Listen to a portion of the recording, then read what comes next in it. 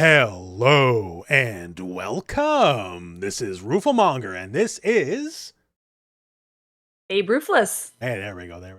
And welcome to episode 2 of Going with the Wind. So we made it to a second episode, so we didn't get canceled on the first one. Like that's a win, right? So maybe this is the one where we get canceled, but we'll try to get there eventually, right? So of course, naturally, we're going to go into it here. We're going to be going through episodes 8 through 18 this time around. So we're only covering 10 episodes. But before we get there, a few things. One, thank you very much for watching the first episode and hopefully watching this one. This hopefully will be the beginning of our audio-only versions. A lot of people ask me to put this on like Spotify and other podcast places. So hopefully starting with this episode, that is an option. And if it's not, yell at me in the comments so I get off my butt and do it. And also, a lot of feedback came in. Thank you very much for the feedback. Mostly positive, some, very fair criticisms. And we'll be trying to address them. One thing, though, just because I have hot takes on certain issues, I'm not trying to rage bait you or anything. We don't make any money from this podcast, so there's no point, for one, right? It's just truly, I do not view anime in the same way most other people do. Partially because I come from a different generation of anime. And two, I'm just adversarial in that way. Like when it comes to wrestling, I always root for the bad guys, right? So I just have a different mindset. So if I don't like your favorite moment or your favorite character, one, maybe you have info I don't have. Like you're further in the show, you watch, maybe I'm missing when Hisoka gets the golden sword and frees the dragon saints. And like, I don't have that context. That's probably not a thing, but maybe it is. I don't know. So please forgive me on that front. Anyways, I'm not trying to purposely cheese anyone off. I'm just giving my honest takes on the situation. And also, just before we get into it, so you were at Combo Breaker this year. Do you got any fun stories from Combo Breaker? Because once again, we are from the fighting game community, and fighting games are kind of a big thing here. Yeah, Combo Breaker. Combo Breaker. You can tell it's late when we're recording this. Combo Breaker was great. Honestly, I've only been going to fighting game tournaments for maybe a year or so, and in the States, Combo Breaker last year was the first one I went to. But the vibes there are probably my favorite of any fighting game tournament I've been to so far. Like, it's just a very chill setup. Everyone is so friendly. There's so many different like random side tournaments that are going on that you can participate in. I personally only entered in Tekken pools, and then I immediately got washed, which honestly it made me a little bit. I got a little bit mad at myself. I was like, damn, like I really should have been practicing and it really kind of gave me this drive to do better, and I was like, okay, I'm gonna you'll always perform at your best, not at the tournament but the week after the tournament, because you're always mad at your results. Oh yeah, no dude, I was so mad, and I think what made it worse as well for me personally, like I was happy for my friends, but what made it worse was that like a lot of my friends, like they were placing really well, they were doing really well, they're moving past pools, and I was like, damn, I just got like immediately cut. And I said like, I'm gonna practice now. But then lo and behold, this week has also been kind of very busy for me, so I didn't get the chance to do that. But Combo Breaker, like I think 10 out of 10 tourney would easily go every single year again. The only thing that I would change about my experience is if I had actually been able to stay in the Renaissance. I had to stay at a hotel like 10 minutes across, which wasn't that That's not bad, too bad. but Yeah. it wasn't that bad. I can't complain that much, but like I would have loved to be like in the hotel, and It's a lot easier when you can just go out the door and you're where you need to be in like 2 minutes, right? Like, oh yeah, no, it was so funny. But when I walked into the venue, like immediately I saw like 10 people I knew, and I was just like, oh shit, like it's a small venue, but it's a really no, good one. it's always fun. Like not last year, but year before Evo, right? The giant stores in between the venues, they're like mini mall, connects to casinos, right? And I remember turning a corner, like a blind corner, right? And who do I literally run into? As in, I'm 6'3", I'm 280 pounds, right? I run into people if we bounce into each other, right? I knocked Tokido on his ass, right? And Yeah, so could have we ended his just like, career we're right both turning the there. corner, we can't see each other, and just bump into each other. I don't want to say I slammed him to the ground, but like I bumped him down to the ground, and I'm like, oh shit, sorry. Yeah. And so like that was the first time I met Tokido, and like So, but then, like, you can literally run into people at tournaments. You know, it's Right. always fun. I haven't No, been to it's Combo super Breaker yet. cool.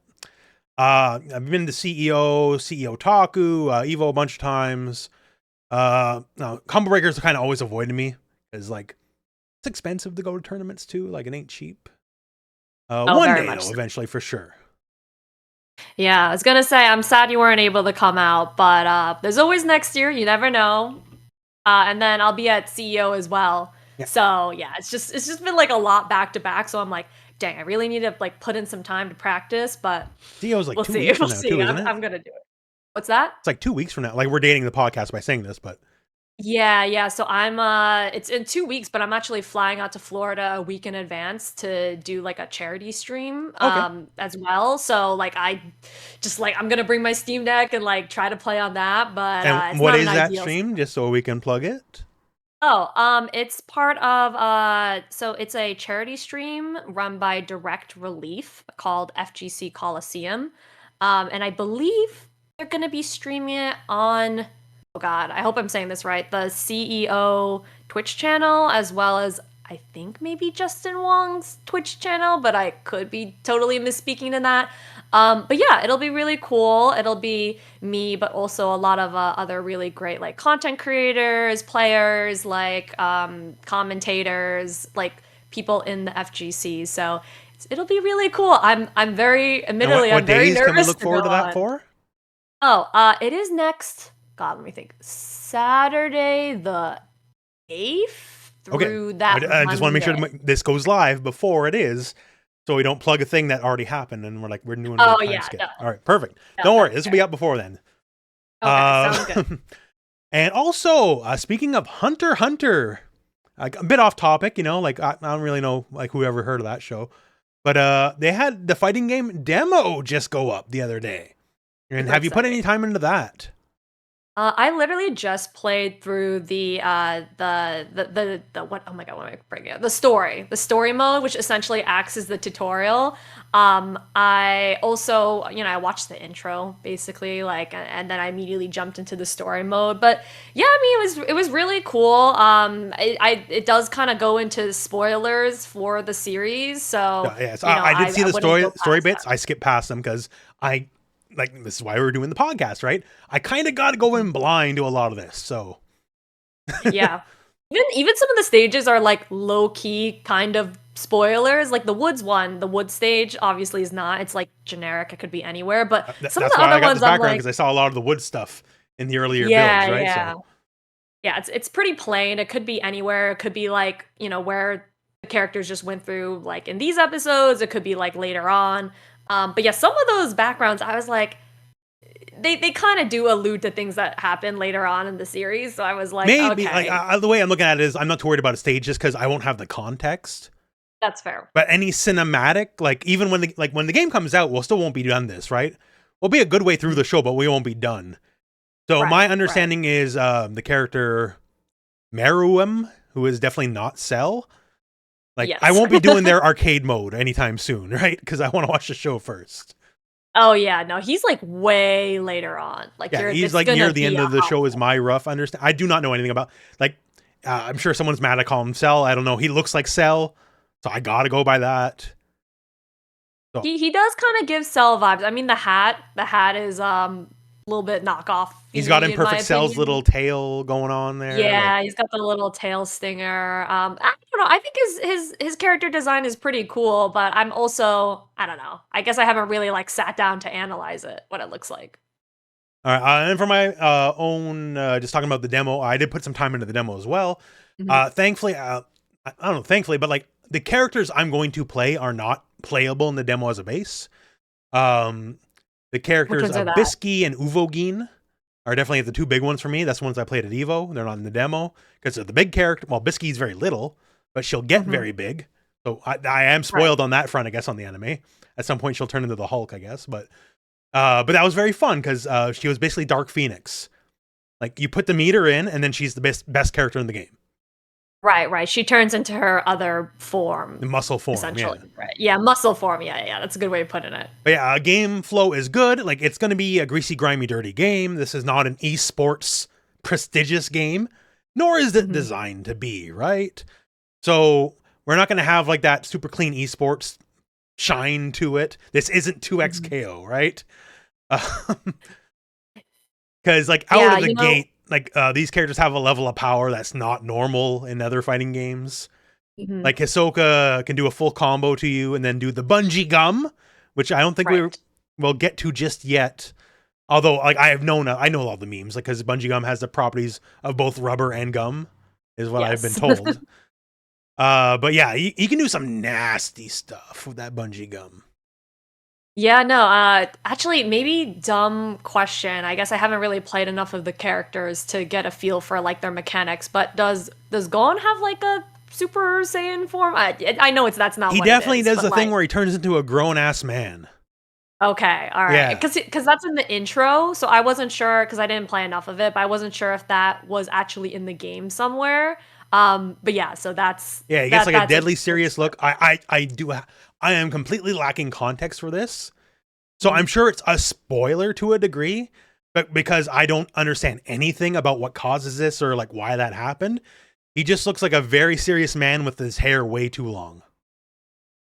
Yeah, that I've seen some people cosplay like the adult version, that like older version of Gone, and it's like it literally goes all the Yeah. way like to the ceiling. It's nuts. Anyways, I'll just do this real quick. Oh, Just you're putting it up in the media. for Got some it. context here. So this. I don't know what this means. And if they're listening to the audio only version, you'll have to mentally guess, I guess. That's one of the downsides of audio only, You but can like describe it. You can it's describe it. Gone where he's just wearing the same basic outfit except he's a grown ass man and his hair is like 30 feet long, straight up. It's got like that aura around him, and he's Yeah. got like washboard It's like a abs. Roblox version, I guess. Oh God. But yeah, so I am lacking context for this. I don't know. I'm sure it's Okay. incredibly plot significant, and we'll get there when we get there. But for now, just don't know for sure. Yeah. No, you're absolutely But correct. it's in the It game. is significant. Right. Okay. Well, that's good to know. I wasn't sure. And then doesn't Leorio have like this isn't he one of the best characters in the game? He definitely has very easy, like, I won't call him infinite. That's not true infinite. But if you have overgear, the game's not X Factor. He can just basically touch you, and he can loop his projectile over and over till you die very easily. Yeah, okay. Got it. Yeah, I remember seeing I might have mentioned this already, but when I was at Evo Japan, like they were doing exhibition matches and I was like, damn, this dude just literally keeps looping the same move in the corner and the other guy just immediately died. Yeah, So so it was cool to see. It was cool to see. It's interesting to see Leorio being like this, I don't know, competitively very he seems solid strong as a character from what I character. played. Yeah. Yeah, when like honestly in the anime, and we'll get into this, but I was like, dude, like it's been a while since I watched these episodes, and just seeing Leorio like eke his way through like the hunter exam, I was like, dude, this is no one would like his character at this point in Yeah, the story. like, and everything he does, other than he has one knife based attack, I definitely haven't Right. seen it yet. So it's all new I to don't me. even think he I don't even think so far in the anime he's like actually used the knife on anyone. Like he's pulled Oh, it we just out, lost your but voice I there for a don't. second. Oh, sorry. There we go. Yeah, Sorry, I was just saying, I feel like at this point in the anime, he he doesn't definitely even pulled the knife actually, on Kurapika. So yeah, he pulls it out, but he doesn't actually use it on anyone to this point. you will I definitely don't use it think in the game. Is all I know for sure. So so. Okay, fair enough, fair enough. But yeah, we'll get into that yeah. in the later And that episodes. said, and you know what? I'll make a timestamp when time comes. You know, the preamble, and then like let's talk about the episodes because we've been talking now for like 10 minutes or something like that. Maybe I Yeah, have no for sense of sure. time. I really don't. We've been talking for 40 minutes. I don't I know. But honestly, I yeah, don't so know. let's get into the episodes. So let's talk about it. So Mhm. beforehand, we're gonna start here, episode 8. We're going to 18. So recap: Gon, young mountain boy, maybe not, child of destiny. I don't know. He's extra strong, and it's like, my deadbeat dad abandoned me as a child. That's really cool. And if being a hunter is worth abandoning your children for, I guess I want to be a hunter too. And so he sets off into the world, meets some friends, uh, enters the test. These tests are, well, we went into it last episode. They're a little absurd. Some people in the comments did stress that like the Hunter is a organization, not necessarily a governmental organization. But right. I mentioned that as well. But to my response to that is, if they have complete run of the world with no opposition, and being a hunter means no one can oppose you, like that is as good or even better than being a governmental thing, right? So You're not wrong. You don't even have to maintain a facade. Being a hunter is the be all end all. And so we weeded out a bunch of people, either through, I would argue, some very unfair trials, or the rookie crusher doing what comes best to him, and just taking out some friggin' rookies. And we wind up now in a situation where we're at episode 8. Solution is majority rules, and they're in a very large tower. So I got my hot take notes here. I liken this to Korn's tower from Dragon Ball, the cat. And we just kind of start off sort of weird. It's a big trick tower to start off with, right? And right, yeah. To immediately go back into some of my criticisms of the Hunter exam immediately, someone's like, I'll climb down the tower. I'm trained in climbing or whatever. And then these like man birds just kill him. Yeah. Well, like he should have known better, because they were like all of those crazy monsters all throughout this Hunter exam. So that is very fair, but it's less that he dies. It's just that everyone's just like, oh, he died. Complete casual disrespect for human life. And once again, Killua's already admitted like he's an assassin, right? So for him to have like no respect for human life, I'm okay. That makes perfect sense. Gon is meant to be an innocent child. Leorio wants to be a doctor, and neither of them blink. Just like, oh yeah, I died. I wonder if it's a thing where they're basically like, well, we can't do anything about it, so just kind of gotta let it go and move on. I don't know, just a level of callousness. Like, I've already brought this up, but just like, no one blinks an eye at all the death, you know? Very much so. Very much so. And like, you gotta assume Gon and Killua are not like the only 12-year-olds who are signing up, right? Because there's no rule on age, obviously. Right. So how many literal children have died to this point? I feel like most of the children would have been weeded out at this point, right? Because like when you got to the past tunnel, the running stage, all the weeding out involves death. Yeah. So all right. I mean, that's a pretty good point. It's a pretty depressing state of the exam, for sure. I have no problem with it, other than no one pays it much mind. That's what it just messes with me. Like, and a quote unquote normal anime, like the fact someone died, be like, you know, and just like, whatever, moving on. Anyways, I'm sorry to harp on that.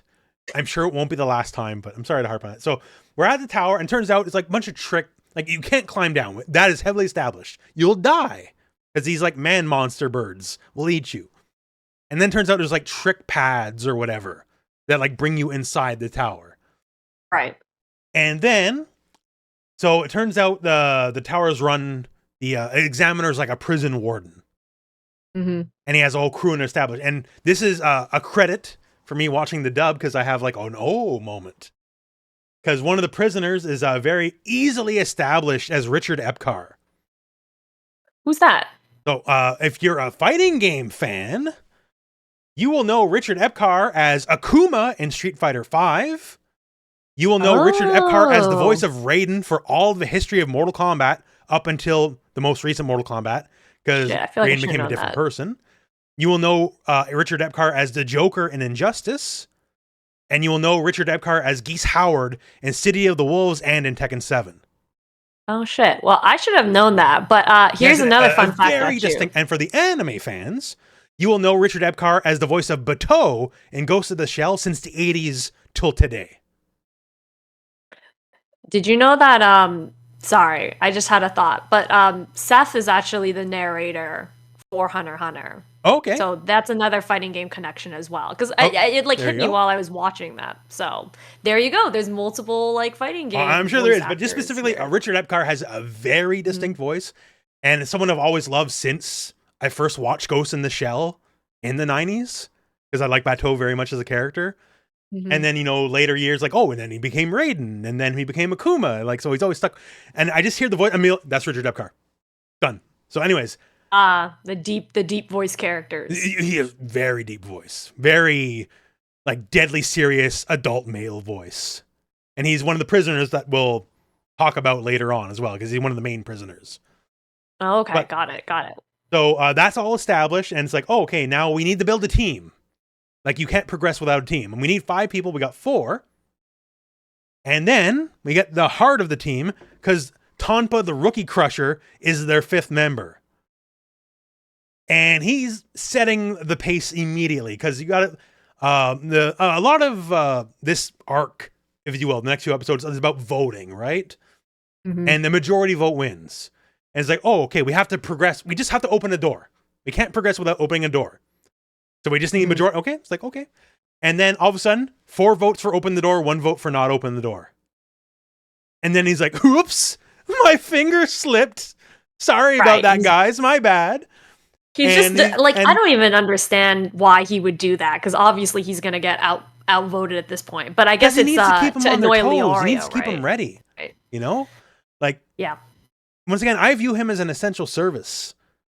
Like, the battle hardening these people get from being in his presence, which I'll be vindicated to a degree by the end of these episodes when we come to the mini island arc. Because he hardens Leorio. Right? Pisses him off more like, but well, yeah, I mean, he gets him ready for the real world.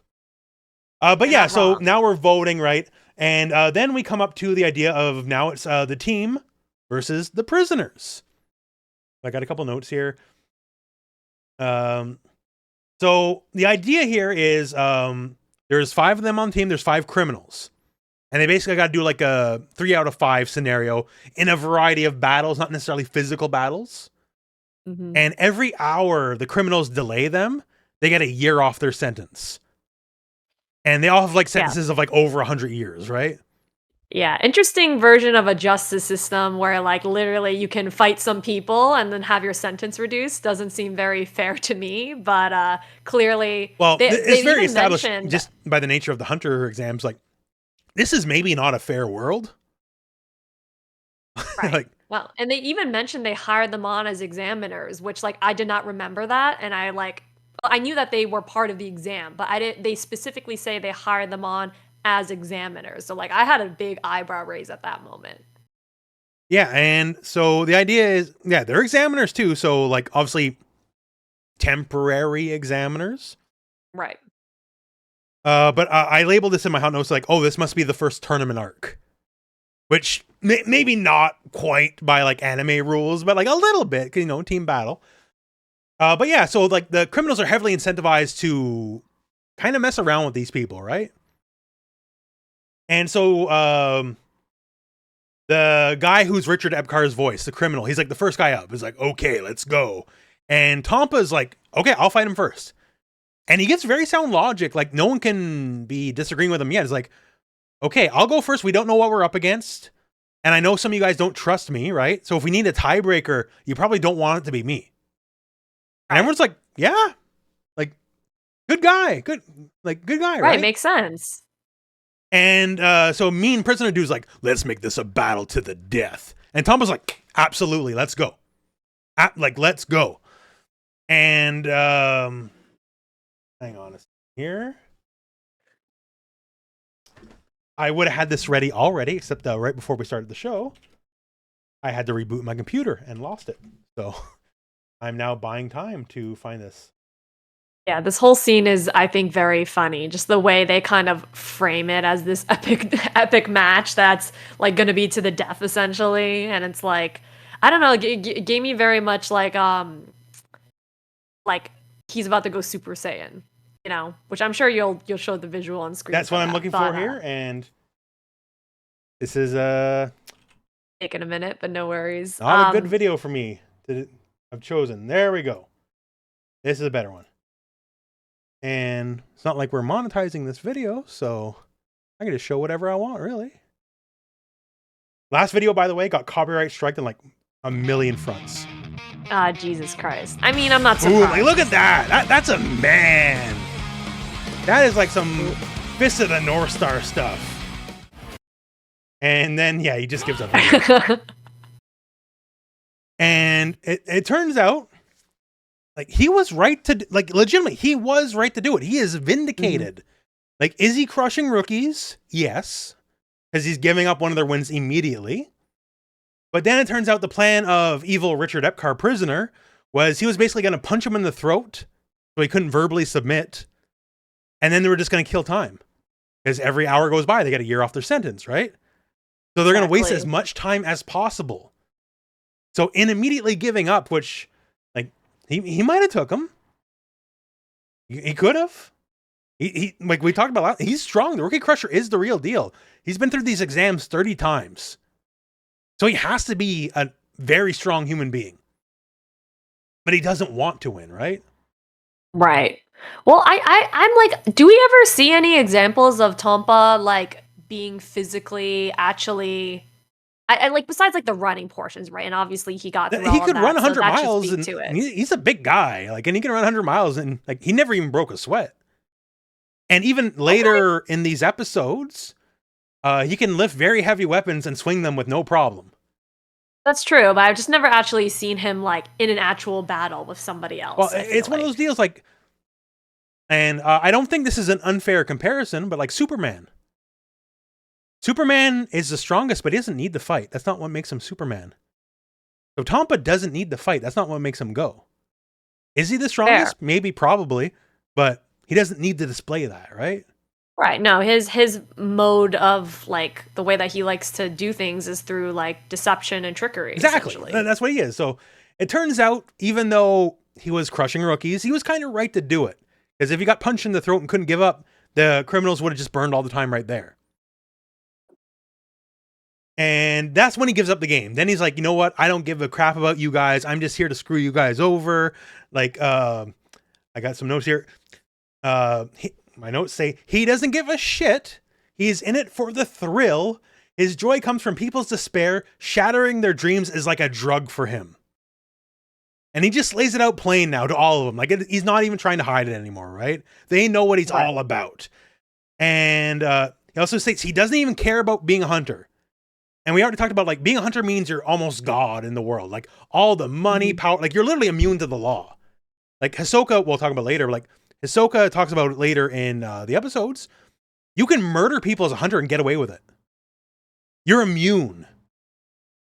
And, like, so he could have all this, and he doesn't care, because he'd rather crush rookies. I mean, he's certainly a man that knows what his priorities are, and he knows what he wants, and it's not to be a hunter, right? Yeah. So well, he's not, like, if he became a hunter, he couldn't enter the exams anymore and crush rookies. Well, he could probably, I don't know, crush the police or something like that. But he has to. If you're a police, you're like, he would go through police academy and make other people fail that. But once you're established, then I'm assuming you've earned his respect. It's only on your way up to see if you can fail or not. That's what he's all about. Interesting. He's a very interesting mentality. Now, you could argue, I already know some people like, I'm obviously like putting too much into him that's never explained. But then I just think you're not looking into it deep enough. That'd be my counter argument. I mean, you are certainly rizzing Tompa up, which I don't know if he deserves that level of rizz, gonna be honest. Well, he's clear. I think he's clearly not meant to be a character that is that complex for us to look into. But then I would say, the most complex characters are the one that don't just immediately demand your attention, right? They stand on themselves.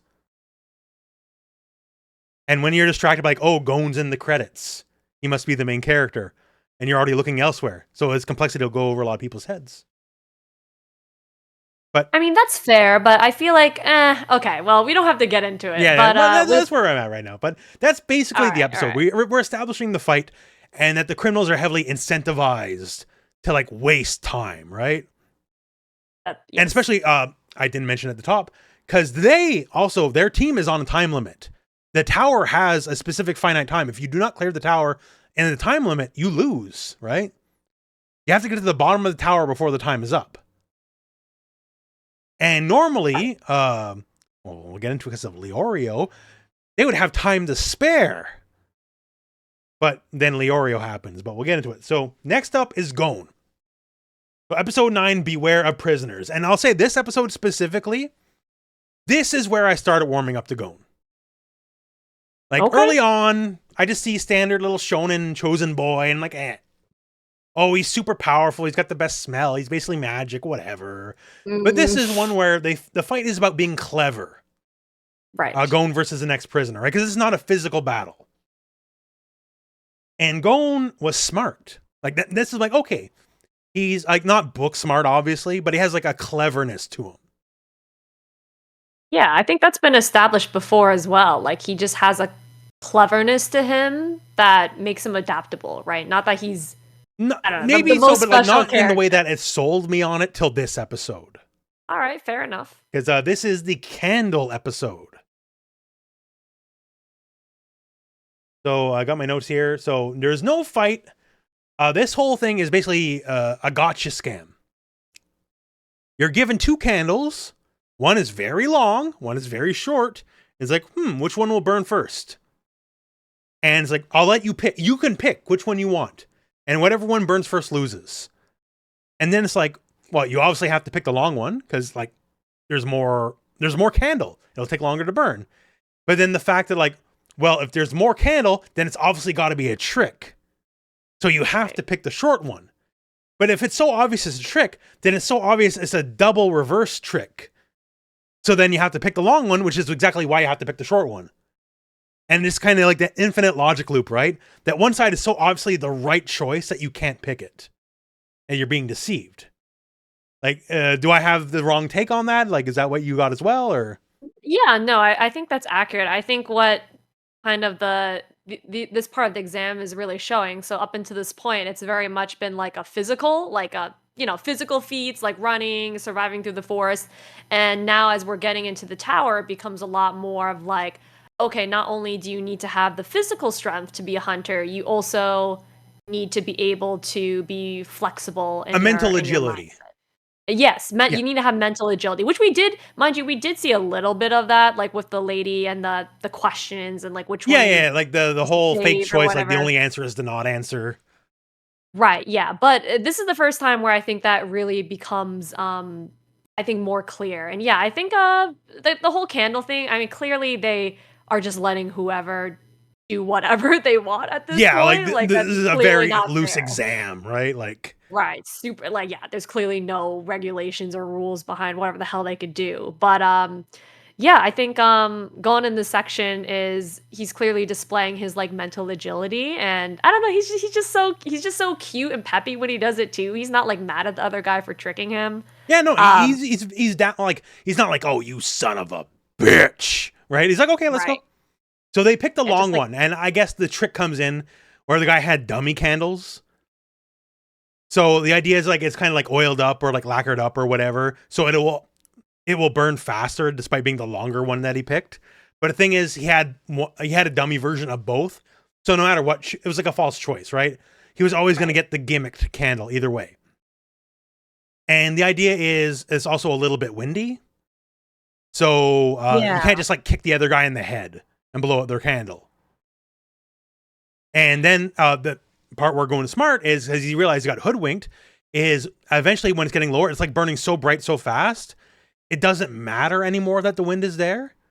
So he can let the wind go and it won't blow out his candle. And then he's like, oh, now I can move. And then he just runs over and blows out the other guy's candle. Right.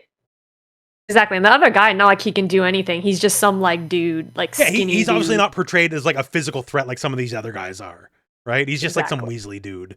I can't remember exactly. I think he went to like his jail time. They said like why they had jail time. I think it was like scamming or something like that. Like, Yeah, something like that. That there's, like, a girl who's doing gambling and then, yeah, all yeah. this other stuff. Versus like one guy later who's like a serial killer. Right. Yeah. That So was he's, fun, but yeah, that was so fun. he got scammed and still had the wherewithal to realize the situation he's in and like turn it to his advantage. And that's when I'm like, okay. And like, now I'm getting Warm you, it up right? to Like, him. he's selling me more than just like, I'm a little boy who has all the powers. Which, so that's what I was waiting for. I just don't like moments where like, it's a given that the main character is the strongest, best, fastest forever, right?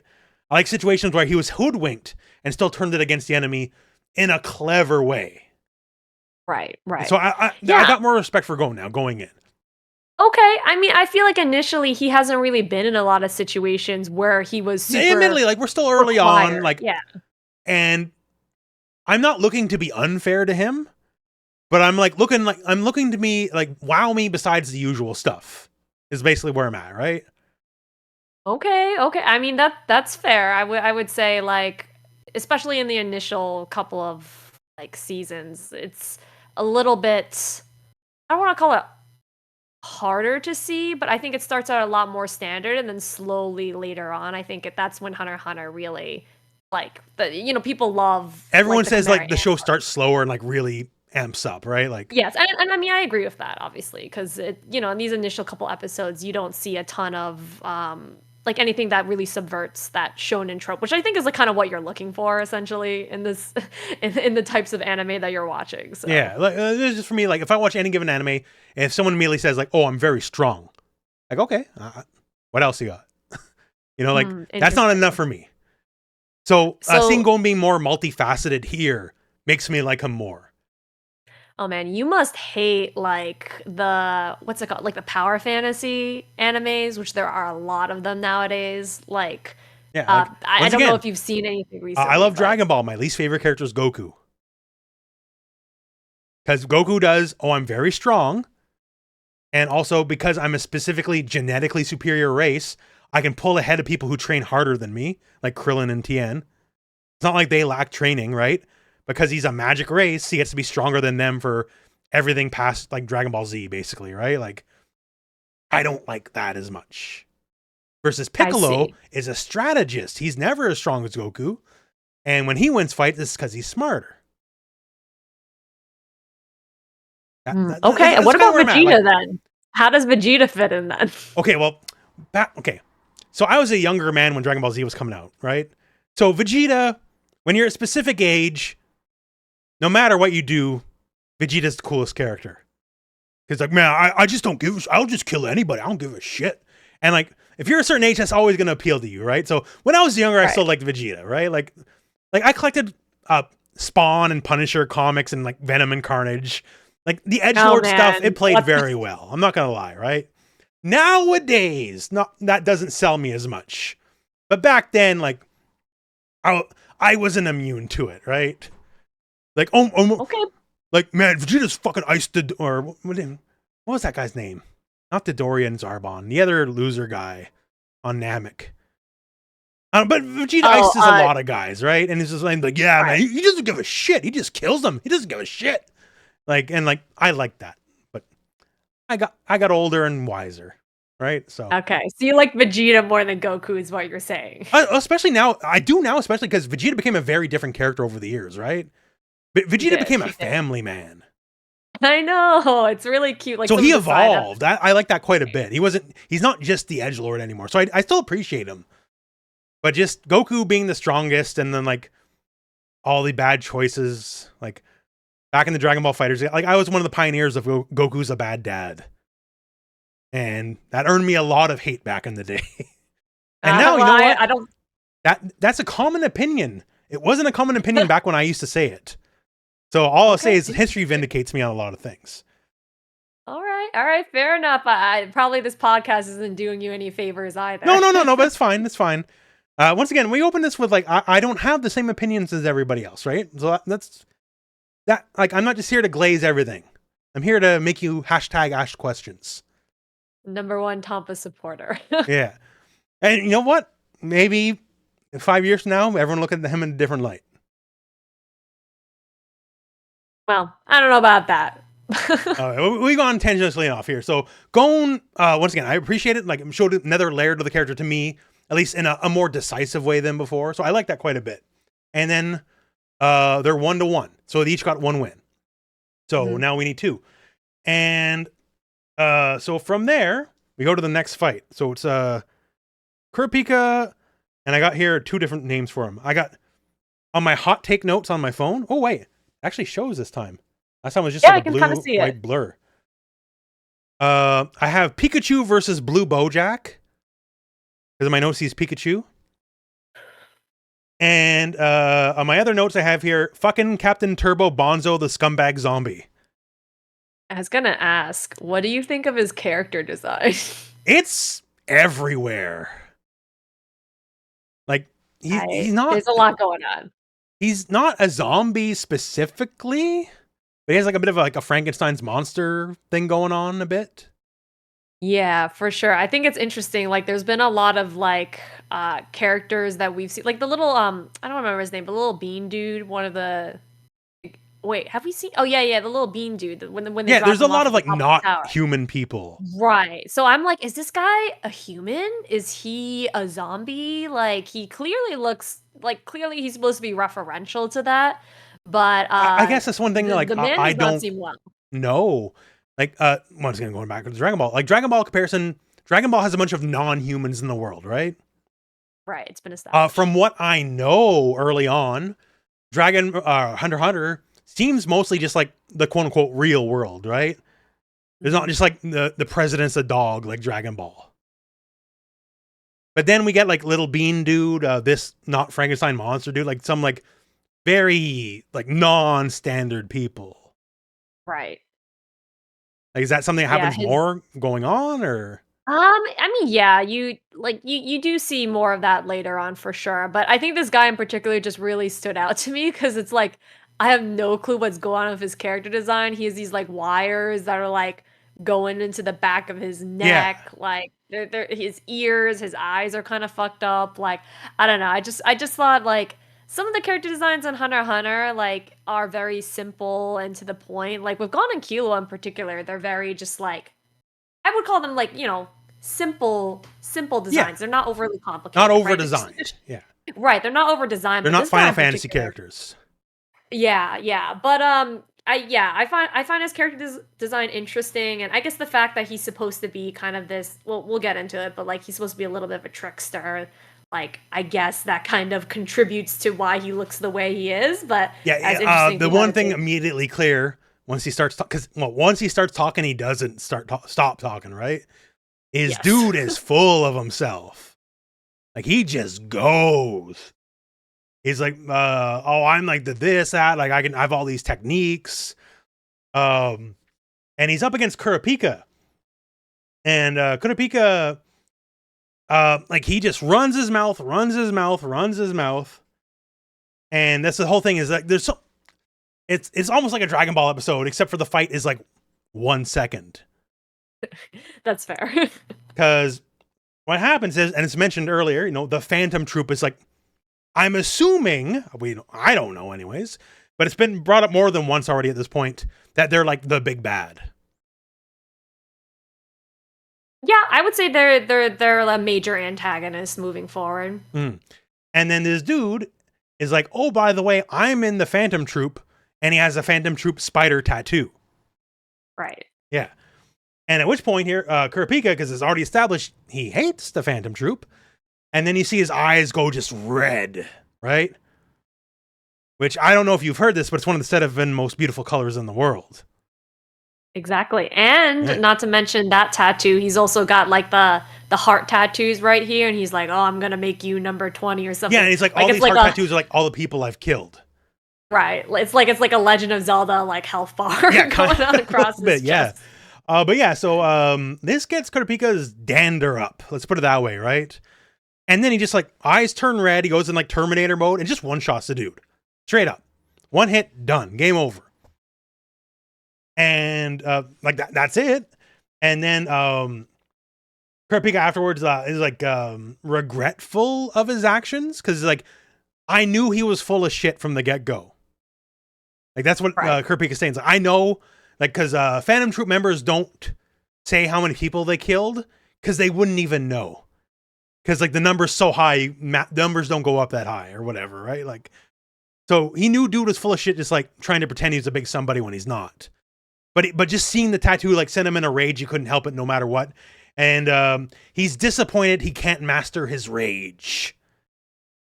So it was like a moral failing of him to like not overcome just even seeing the tattoo, even though he knew the guy was full of shit.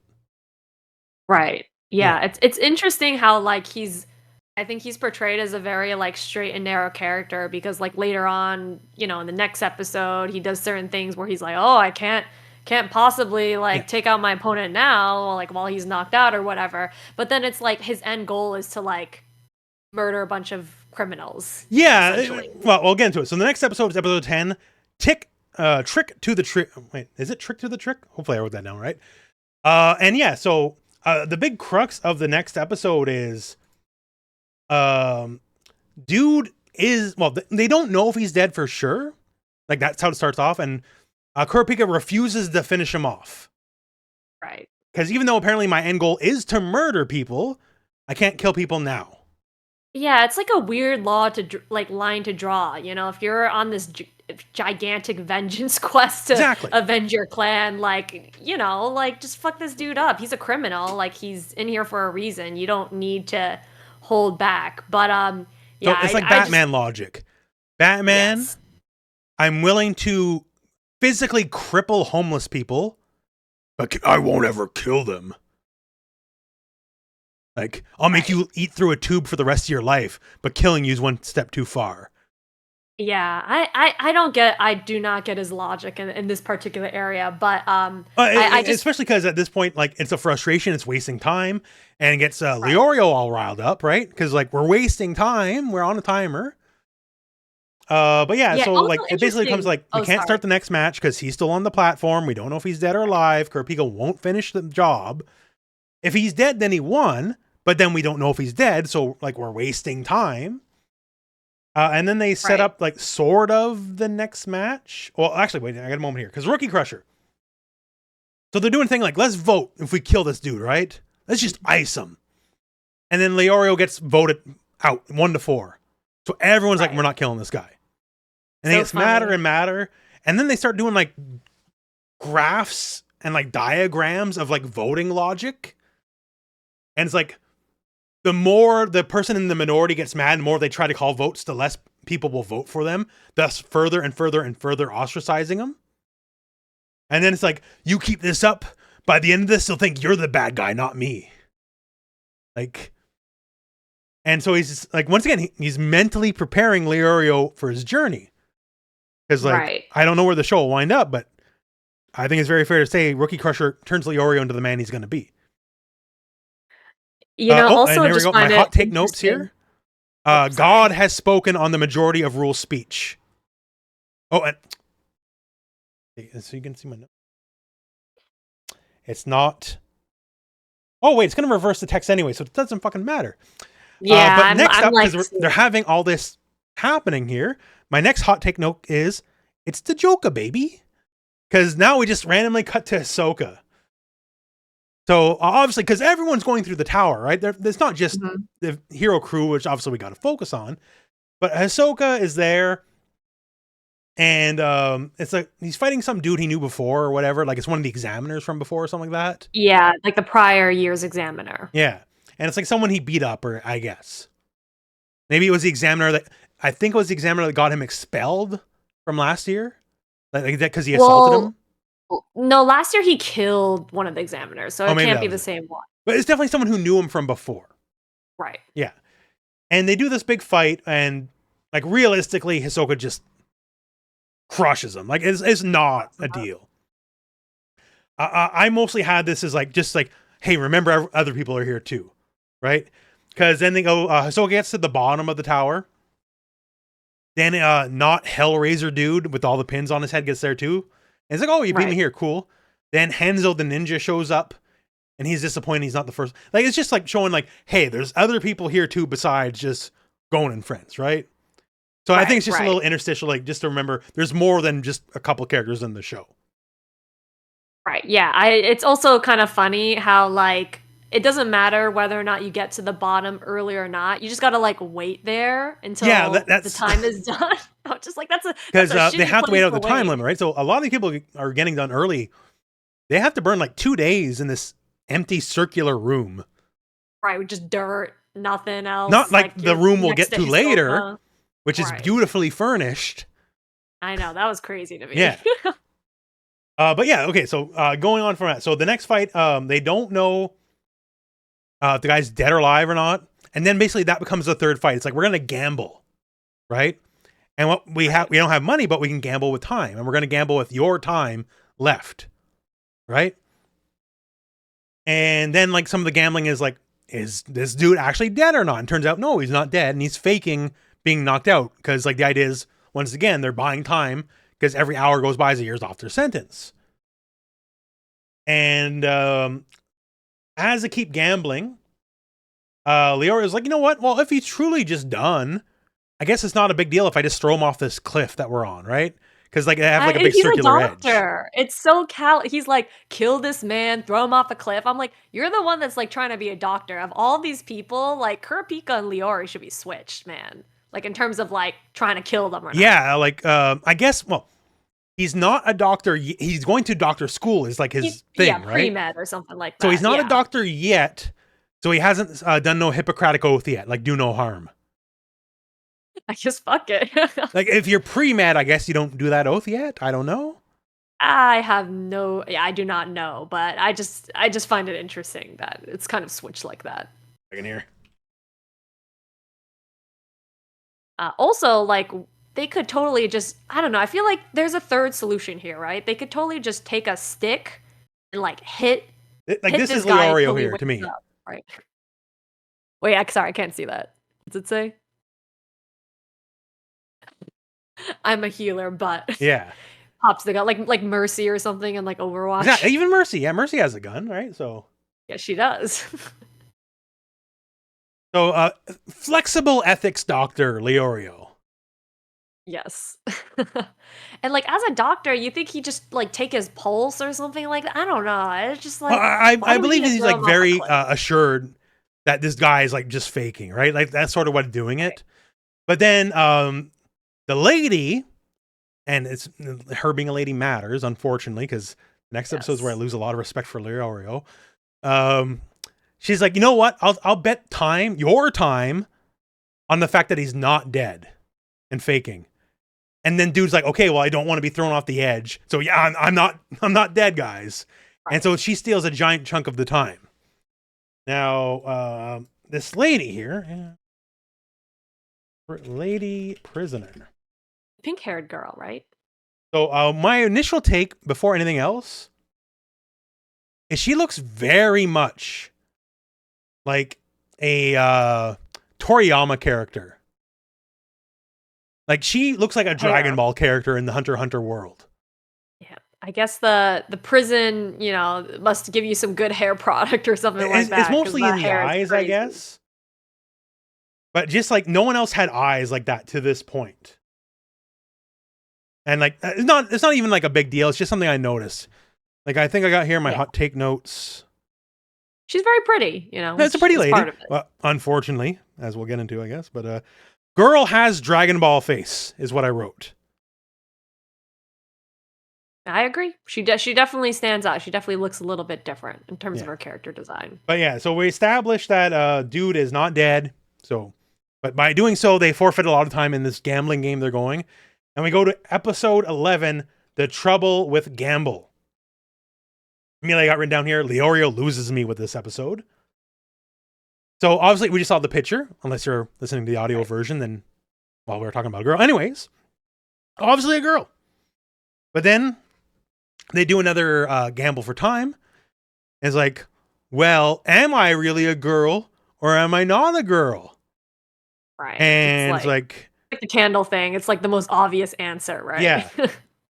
And so Leorio loses most of their time because was like, well,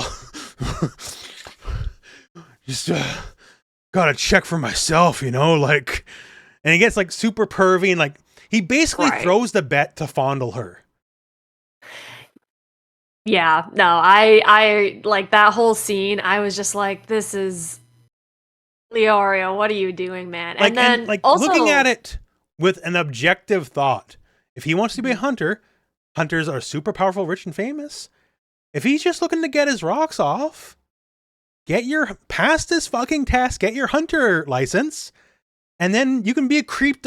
Apparently, it'll be perfectly legal to be a creep to every woman in the world at that point, right?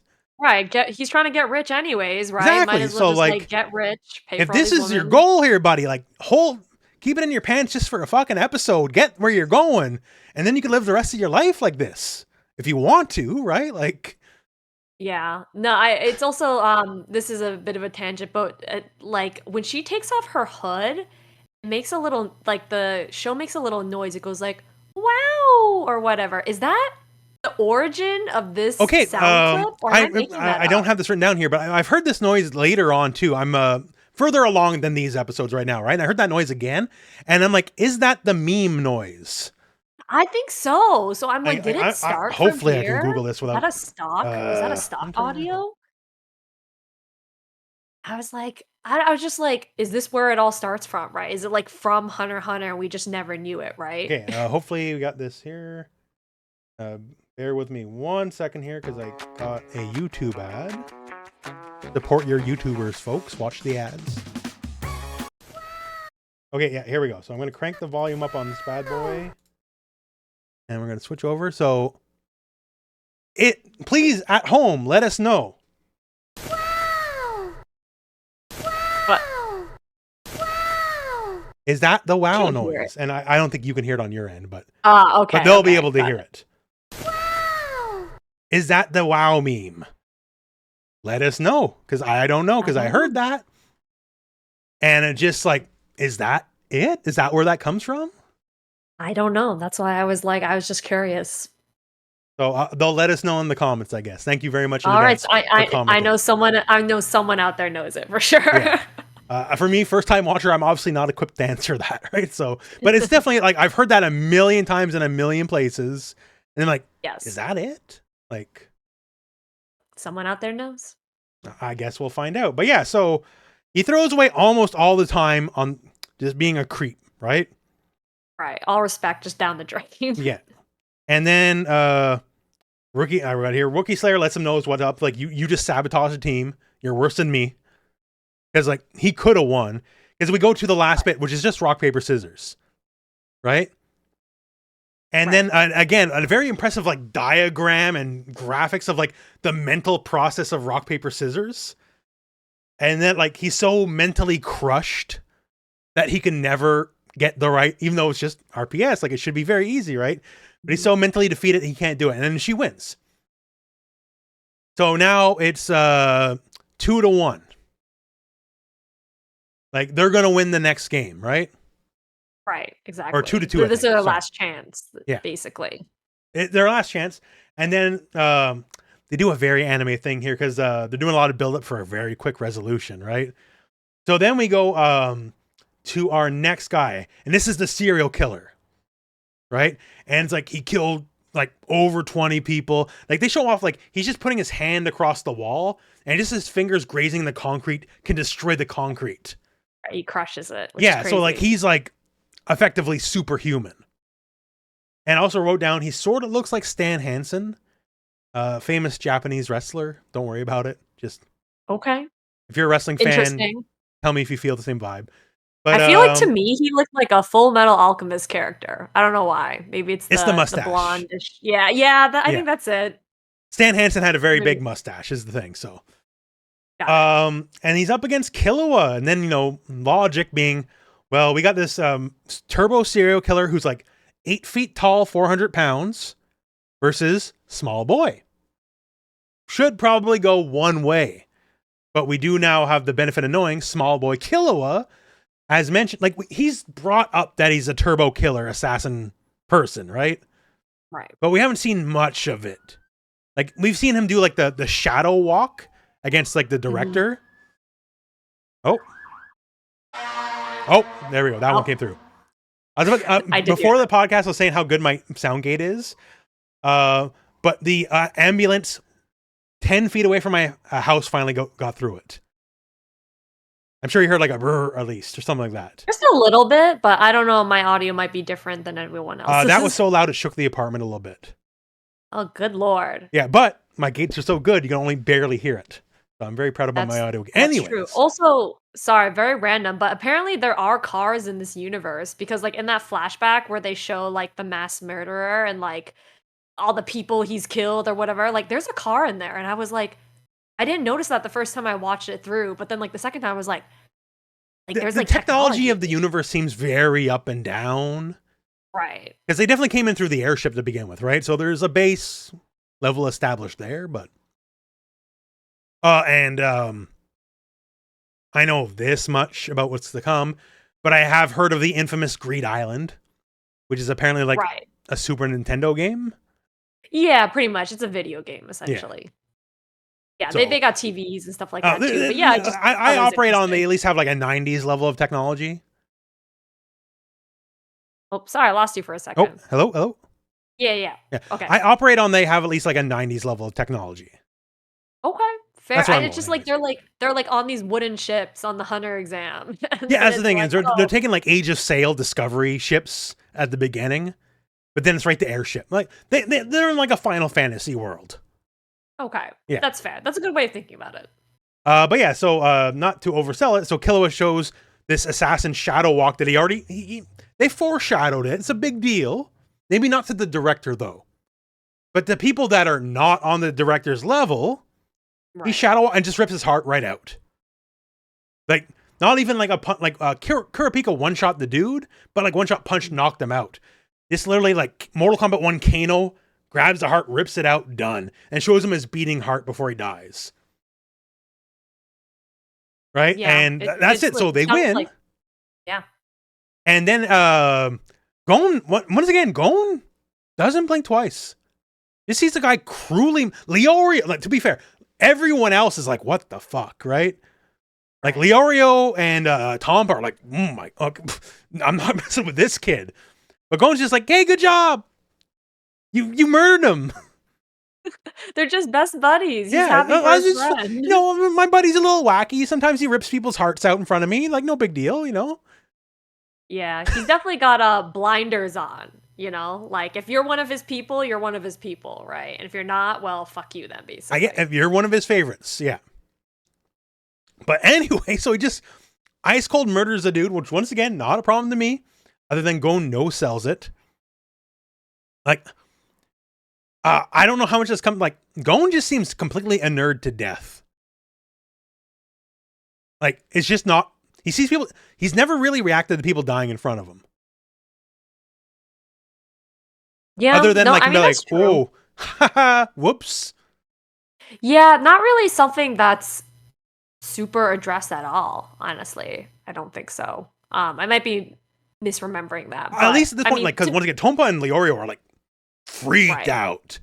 So like, it's not just this is the cruelest world where like life is cheap, like, and like, so at least like, oh, I just hit my knee there. At least like that's a bit there, but just yeah, once again, Gon doesn't react too much to like that. So Yeah, when these like characters die off screen, no one like blinks at all. But I guess like when it specifically happens front and center, then people seem to react differently.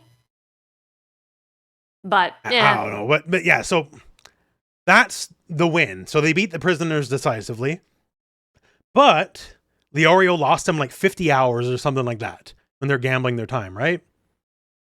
So now, while all the people at the bottom of the tower are sitting in like this dusty Egyptian tomb looking area, right. they have Gon and crew wait their 50 hours out in like a super well furbished, has TVs, has books, has beds, has food, has snacks, has everything, like executive suite.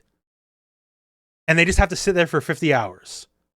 Yeah, I don't know why they just don't let the people who are done at the bottom leave. Like I get it in certain parts of the exam, like you gotta stay there the full amount of time. But in this case, like once you reach the bottom, like that's it. You've reached the goal. So I don't know why they just don't let them It's go. obviously They someone's just getting sit their there. jollies just watching people being annoyed, right? Like that prisoner Right. warden dude.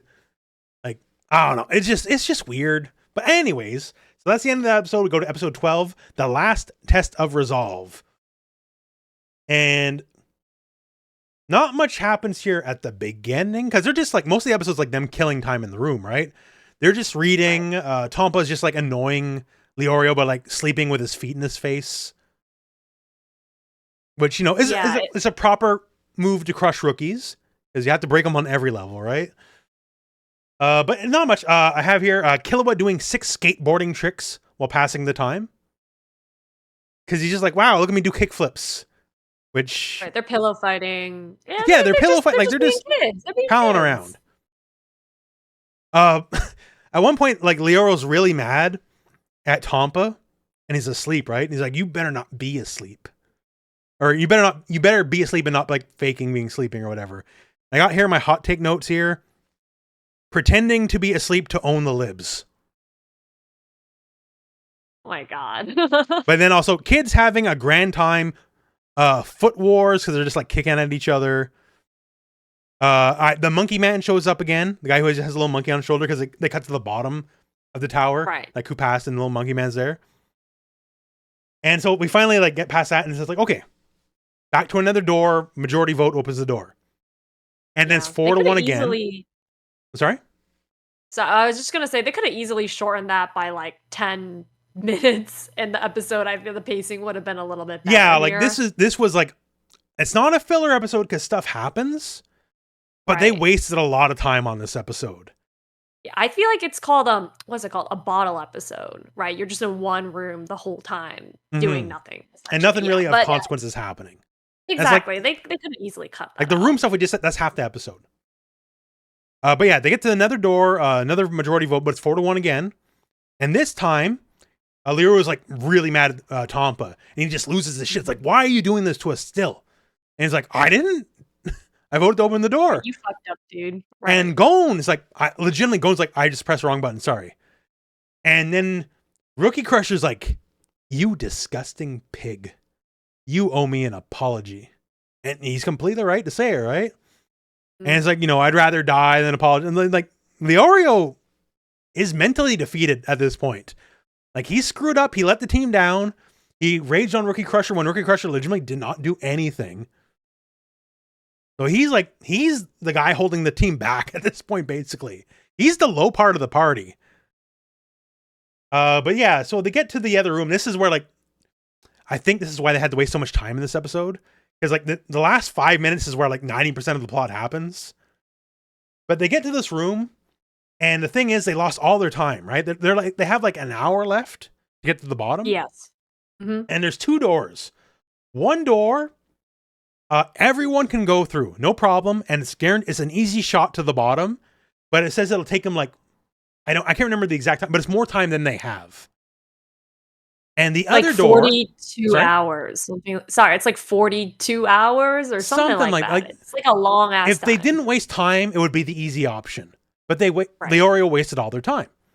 And the other option is basically a straight shot right to the bottom, but only 3 of them can go through. So 2 people will have to auto fail for that to be an option. Right. And then they start panning around the room a little bit, right? So they had time to spare. The long option would be easy, but they don't. And then all of a sudden you're like, okay, so obviously if only 3 people get to go through, it's going to cause a fight. They start panning around the room, and all of a sudden there's swords, there's axes, and it's like, this room has been socially engineered. Like, if we have a problem and if tempers rise, there's some tools on the wall to help escalate things, right? Yeah. Some Soul Calibur shit, like weapons on the walls, too. They're crazy. Right here, this is a tale of souls of swords being eternally retold, right? And like I said, let me check my hot take notes. Definitely got some things to say here. So yeah, tension with weapons. Rookie Slayer's letting everybody know who wasted the time. He's putting the blame right on Leorio, right? It's like the only reason we're even in this position is because he wasted our time. And Killua is starting to be like, well, you know what? If it's got to be 3 people, me and Gon, fuck the rest of you. Like sides are starting to form a bit, right? Mm-hmm. And then all of a sudden, Rookie Crusher just swings on Leorio. And I do have here, as a fan of medieval history, Rookie Crusher picks the best weapon because he picks a poleaxe, which is historically sort of like the dominant one-on-one dueling weapon, especially in the later Middle Ages. Interesting. This okay, I did not know that. For you, right? And Leorio goes with a crescent spear, which is kind of a shit weapon. So weapons-wise, Rookie Crusher has the heads up on him, right? And they're just swinging. They're just trying to kill each other now. But Gon, being clever boy, this is where I appreciate him using more of his intellect here. He notices here, Rookie Crusher, when he swings and misses, he takes a giant effing chunk out of the wall, right? Right. And the doors are right beside each other. You can only open one door, but the doors are literally like touching each other. Mm-hmm. And then it comes to it cuts So what's the mystery? Who went where? Blah, blah, blah. And it cuts and turns out all of them made it. And then how did all of them make it? Because they didn't have time to take the long path. So then it's like, okay, we took the long path, and because Smart Boy Gon noticed they could break the walls, they took the long path, and because the doors are right beside each other, they broke the wall down and then just switched sides into the short path. And then all of them went through that instead. Yeah, right? big brain. It was a serious big brain moment. It was. That's like legitimately like an actually inspired moment. I did like that a lot. And once again, who made that? Who is the only person that made that possible? I mean, but that was just him being smart. That wasn't like because of No. Yeah, that's going being smart. But why did he recognize it? Why did he see it for what it was? Because of Tomba. Exactly. Is that what you're saying? So who saved the day again? Who let the show progress to where it's going to be? I mean, Tomba, he did come and clutch this part of the show. Yeah, exactly. For sure. So I know, I'm aware Tomba won't be a major thing, but those four will be a major thing going in the show. And the only reason all four could do it is because of him. So, all right. Did he try to assassinate Leorio, or was he trying to activate Gon's neurons? Multiple ways to look at it. I don't think it's that deep, but I say you're not looking at it deep enough, but all right. So they all made it. Underneath. They all made it. So we progressed the Hunter exam. Then we get to episode 13, which I didn't write the title down. It's a recap episode. It's nothing. He writes a letter to his not aunt, because I think it's not actually his aunt. I think it's his. It's not his brother's sister. It's like his brother's friend, or rather his father's friend. I think it's his. Wait, I thought it was actually his aunt. But it might be his aunt. I don't know. His not mother figure, at least, right? Yes. Yeah. At Mito. And it's like, hey, here's the show to this point. So there's really nothing to discuss. It's literally just a recap episode. Yeah. Then we get to episode 14. This is Hit the Target. So this is, I wrote down here, the Battle Royale arc. Because they're on an island, and they're heavily incentivized to kill each other, effectively. It's like Fortnite, basically. Yeah, basically. Well, like Battle Royale, right? Like, yes. So have it here. So now we've whittled down the crowd to quite a bit, right? Like there used to be like several hundred people. Now we're down to like 30-ish. I thought it was like yeah. I think you're maybe right. 40, like definitely like under 50, I think. Right. Yeah. And so the idea is we're going to this island, everyone gets a number. And so everyone's given their own personal number, and everyone's given a number to hunt. So like if I'm number 41, I'll be given target, my target's 44. So I have to take down 44, and you need 6 points to win, right? Correct. You have 3 points for having your own badge. Right. And I believe 3 points for having your opponent's, like your given opponent's badge. Yes, that's correct. And every badge you have that's not your designated opponent is 1 point. Exactly. So if you pass and you still have your badge and you get your target's badge, that's enough to win right there. Or I guess theoretically you could like lose your badge and take down 6 other people that aren't your target and still pass. You just need way more badges. Yeah, which we do kind of see, but and it's very clear kind of out of the gate. Some people paid attention and some people didn't. Like they know who their target is just off the numbers. And other people like, oh, I don't even know what number this is, right? Like Leorio, he had no idea who his target even was. Yeah, this is the continuation of the Leorio fuck up arc. Yeah. And versus like Gon gets Hisoka, right? Like, so this is like leading to our destined, like these are two our destined rivals. Like Hisoka's number isn't Gon's, but like Gon has to go after Hisoka. Right. Did we ever talk about the significance of Hisoka's badge? Did we ever talk about that? Because it's I think it's 44. Yeah, it's 44, and in like Japanese and a lot of Asian languages, like the number 4 is associated with death.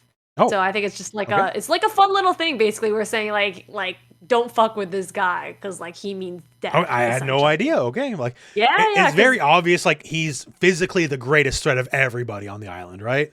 Like it is established multiple times throughout these next episodes. Like the point where we'll get to it, like when the option is there to fight him, people are like, no, we don't want to fight. Yeah, I mean, I wouldn't want to either. He's literally like the definition of a killer clown. But yeah, they also have up.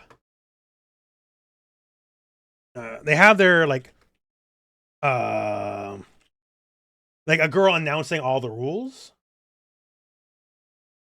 Yeah, I don't even think she has a name. She's just like some announcer girl. Well, to me, specifically, I'm like, she has to be the Battle Royale announcer girl, right?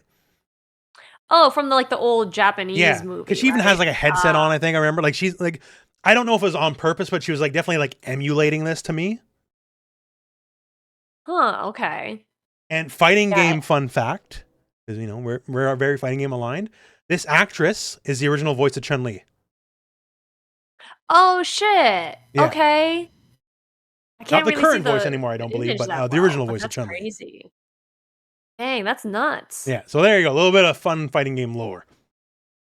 But yeah, everything about this whole arc is like, to me, explicitly Battle Royale coded. Like, not a ripoff, but like definitely an homage.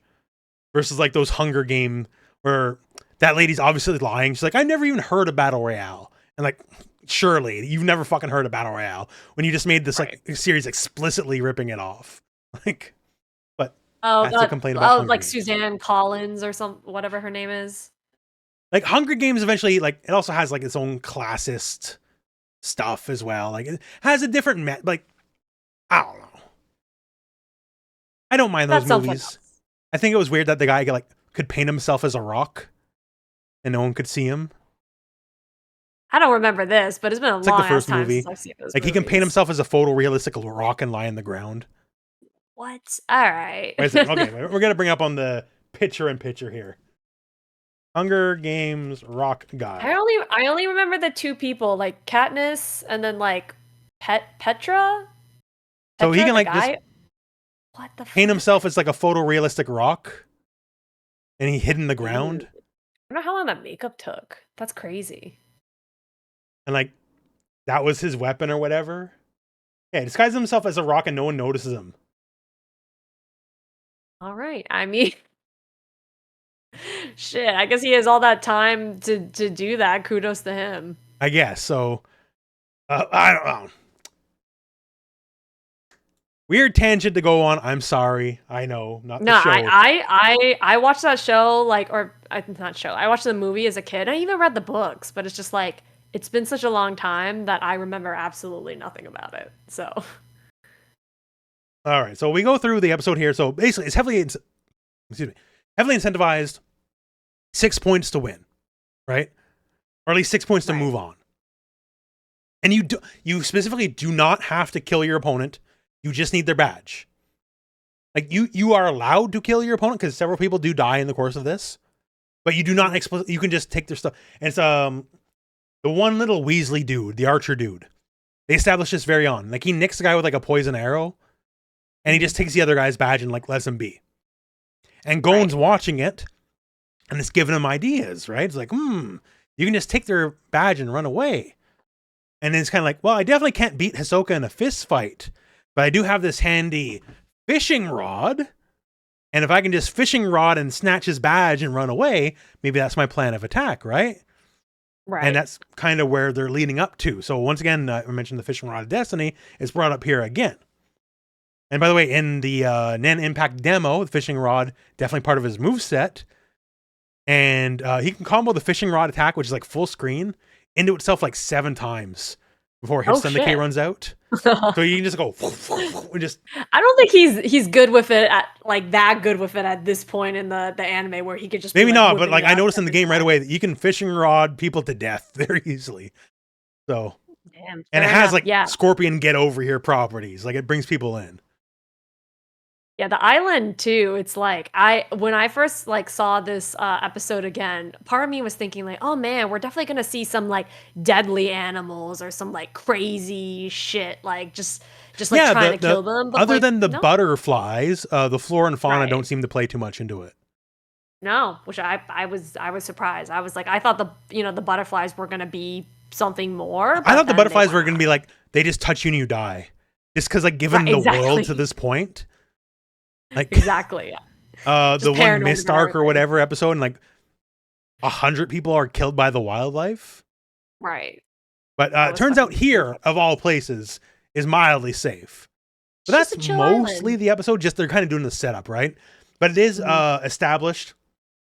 Gon, when he's like practicing his swing with the fishing rod, like try to snatch the badge, he is being watched. And throughout the entire arc, someone's like watching him, right? Like the guy who has his number. And he's Yes. waiting for the There's a moment lot of to and foreshadowing. strike. Yeah, I find it interesting that like Golan, like throughout this entire episode, he's having a bunch of realizations, right? He's like, "Oh, I can like steal the badge," and "Oh, like I like need to sneak up on them and like predict where the bird is gonna go Yeah. before it actually gets there."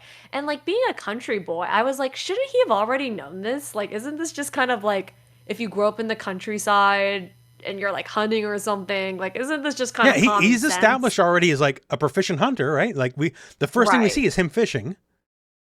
Exactly. And then So he's like, I did think "Oh, that I was a need to little aim where they're gonna be, not where they're at." Like, yeah, like you right. probably should have figured that one out by now, you know? Like Yeah, exactly. this I is was a late wondering if in life realization for you. Like like yeah, it was more I feel like it's more so for like the audience's benefit than I his, feel so but too, but yeah, like maybe I don't know, maybe just act on pure reflexes before never had to critically think about it.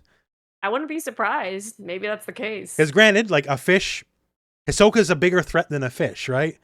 Because he Right. gets one chance to get that badge, and then Hisoka's gonna notice, and he's probably gonna die. So a lot plays on the one perfect strike. Right, right. So he's perfecting it, and that's pretty much that episode. Yeah. So we go from there. Episode 15, Scramble of Deception. This is when the special butterflies are mentioned that Right. they seek blood. Blood butterflies. Yeah, and that's why I thought like if they touch you, you died or something. Like because like, well, we got these like crazy friggin' like butterflies that sent blood or whatever. I do have here my quick notes here from the last episode, real quick. I did write down here bird abuse because he's targeting the birds.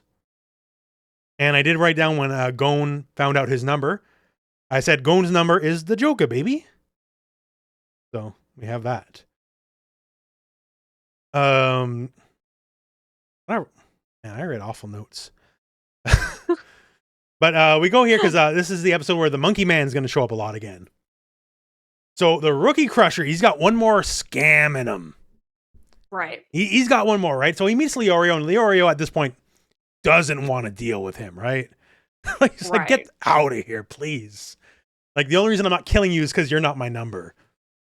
But then, like, you know, Rookie Crusher's like, do you even know who your number is? He's like, well, it's this number. Like, but do you know who that is? And he's like, Right. no.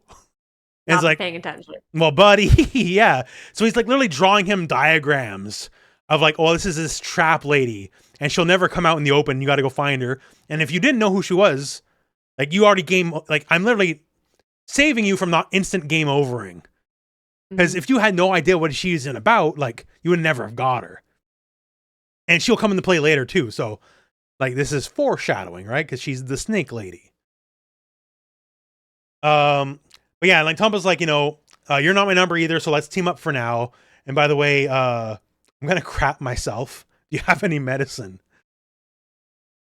And classic ruse, because he's multi-layered on his scams, right? So he's got the doctor scam. Oh, do you have any doctor? Do you have any medicine doctor? And he's like, I sure do. And he's like, gotcha, idiot. It's because it turned out he swapped his number with the Monkey Man. And that Leorio is Tompa's number. So he's got to hunt him, right? Right. And I took some personal pride in this real quick here, fighting game stuff. You do not know, I'm the Monkey Man of the fighting game community. So Tompa allying with the Monkey Man in the show proved there was a spiritual connection between us.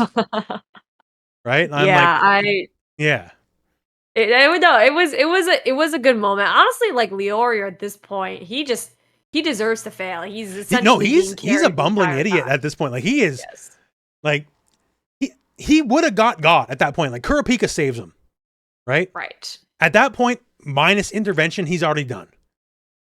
And like of all these main characters, if you will, at this point, Leorio is definitely the one who is carried. Like Kurapika, at least at this point, proven hyper competent, maybe questionable morals or whatever.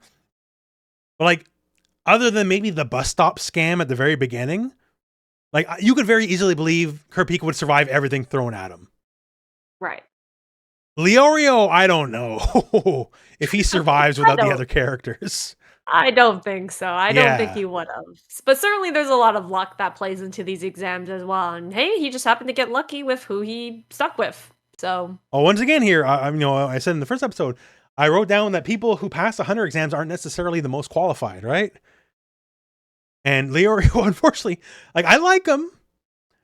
Although maybe a little bit less after like the Creeper arc. But yeah, he seems like the weak link here.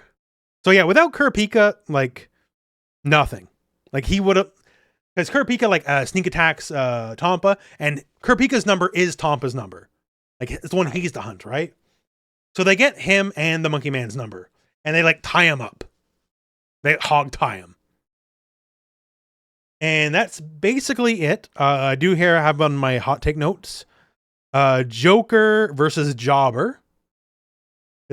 He fights this dude who's like someone like straight out of Dynasty Warriors. Like very Asian looking dude with like a big spear, right? Oh yeah. And like, I didn't remember. I was expecting him to say like he's here for the Battle of Hulao Gate. But it didn't quite happen. But they do a death battle, and Hisoka's proven hyper competent. He basically one-shots everyone he's ever fought to this point, right? And he has another dead body in front of him. And then not Hellraiser Pinhead guy shows up again, who's like at multiple points they've proven like they're conspirators. They know each other. Right. The big reveal though is Pinhead dude can take the pins out of his head. And like it somehow transforms him. Yeah, and then he turns into like a pretty boy. Like he's definitely not. He looks like anime pretty boy, generic anime pretty boy, basically, right? Versus like grotesque Pinhead dude. Yeah, he's got long black hair, big eyes, you know. I wouldn't say he's like attractive because he looks a little too weird for that. But I mean, he's not like ugly or anything like that. Right? All right, well, maybe that can be the fight in comments because like somebody like, oh, actually, he's the most attractive character. Look at his eyes, dude. They're just like black voids. I don't know. I've seen enough on Twitter over the years, like. I can never write off what people find attractive or not anymore. So oh, that's fair. Do you recognize that character at all? Do you know who he is? The face. I feel like we saw it at some point. I don't know. Maybe. Like I don't remember if he was explicitly given a name or not. He was not in this episode. So it's kind of like your introduction. Maybe like if he was in the intro, like I don't recall, but it feels like I saw it maybe briefly at some point. Yeah. No spoilers, but you will see him later on. Okay, fair. Like once again, he's definitely in cahoots with Hisoka at bare minimum, right? Oh yeah. But then they do like a little pep talk, and it's like he has his badges already, Pinhead guy. So he's like, I'm gonna dig into a hole in the ground and just sleep here till time's up, because I'm done. And like, fair enough, I guess. Like that seems like a valid strategy. Because like unless someone has like a minesweeper, they're not gonna find him. Right. Just a little patch of dirt, but I mean you don't necessarily know you gotta dig there. So yeah. He's done, he's out. He's good. Yeah. But Hisoka still needs more badges. So he's like off to stalk more people. But then turns out the people he has in his sights is Kurapika and Leorio, right? Dun dun dun. End of episode. So we move on to episode 16. Defeat and Disgrace. And out of the gate, just the title of the episode is like, oh, this isn't going to go good for Kurapika and Leorio. If this is the name of the title of the episode, right? Like, so this episode, even though there's not necessarily a fight, this like basically sets up to me, like Hisoka is the number one threat in the show. Because this is basically all about him. So Hisoka needs 2 points. That's what they established, right? Because he got the badge from the not Dynasty Warriors duty offed. and he has his own badge, so he has 4 points. Right. And he meets Kurapika and Leorio, and they're both just kind of like, we don't want this fight. We don't want this fight. We don't want this fight. Right. How do we get out of this? Yeah. Right. And this is where Kurapika gained points for me, right? Kurapika is like doing like a diplomat kind of deal here. Or like he's talking, but he establishes right now, if we have to fight, I'm down. Like, I don't know if we're gonna win and we might die. But if you want a fight, we'll have a fight. But it's like, right. but we have a bunch of badges between us. Right? I have the badge who was my target. You're not getting that one. Sorry, you're not getting that badge. I have my badge. You're not getting that badge. Leorio has his badge. You're not getting that one. But we have the Monkey Man's badge. And if it's your target, great. And we'll just give it to you. Like as tribute. Because you're the physical threat. Right. And if you can take this and we walk, deal. Otherwise, there's a fight. And then, Hisoka's kind of like, he's kind of digging it, right? Like, he's not backing down. He respects that he's not backing down, and he's giving him a deal. But he's not like being a coward about it, right? He's being realistic about it. He sees Kurapika's potential. He's like, I'll let it play out. Like, I'll see what he has to say. Because I feel like if they were just outright cowards about it, Hisoka would have just killed him. Yeah, he doesn't respect people who are like cowards, essentially. Yeah. But while Kurapika is like being conciliatory, like he's admitting defeat in a way, he's like, this far, I'm willing to lose this, and I'll give this to you as tribute. Anything else is off the table, right? Right. So and Hisoka takes the deal. And Hisoka's impressed by the deal, but he is now in some sort of weird clown ecstasy. Is what I got written down here. Because got that really, really detailed imagery of just his face. Yeah. He's got his jimmies rustled a little bit, right? He's kind of like, well, I got that badge, but now I need more, right? And like, so I hear a lot of negative things about Hisoka. Maybe this is what people are talking about, because like he's on the urge of like sexual gratification from this, basically. Yes, he's in essentially like he'll attack anyone and anyone at this point. Yeah, so he's like moving forward from here. He's like in like zombie mode. He's like walking forward, like his hands down. He's like, I'm just gonna kill the next MFer I see. Right? Like his dander's up. And Gon, the whole time, he's like in the bush, he's like stalking him, right? He's waiting for the perfect moment to steal his badge. And he's basically like, okay, he's gonna find somebody, do the fight. That's when I steal the badge and run. And he finds somebody, and it plays out clean. He actually just totally fishing hook, gets the badge, got it, run. And Hisoka's like, what the hell just happened, right? But the problem is, right as he's running, that guy who's been like as stalking Gon from the first episode on the island, that's when he strikes, right? Right. And he has like a paralytic agent. Dart? Yeah. Yeah, like a blow dart. Yeah, so he paralyzes him. And he's like, tough luck, kid. I could have got you at any point, actually. Just now I chose to strike. Because now I'm going to get your badge and Hisoka's badge. But then that's when Hisoka is like, oh, I'm still here. I didn't go anywhere. And he just kills that guy. Right. Yeah. I'm just like, if he had all this time to take Gon out, like, why? He's just done it way earlier. Like, I don't really get the point of it's established he's some sort, like, he's specifically like a hunter, right? So I guess he's like in it for like the thrill of the hunt. But like, obviously, timing is everything, and you picked the wrong effing time with Hisoka's like in 100-yard radius of you, right? And especially because you're giving a speech.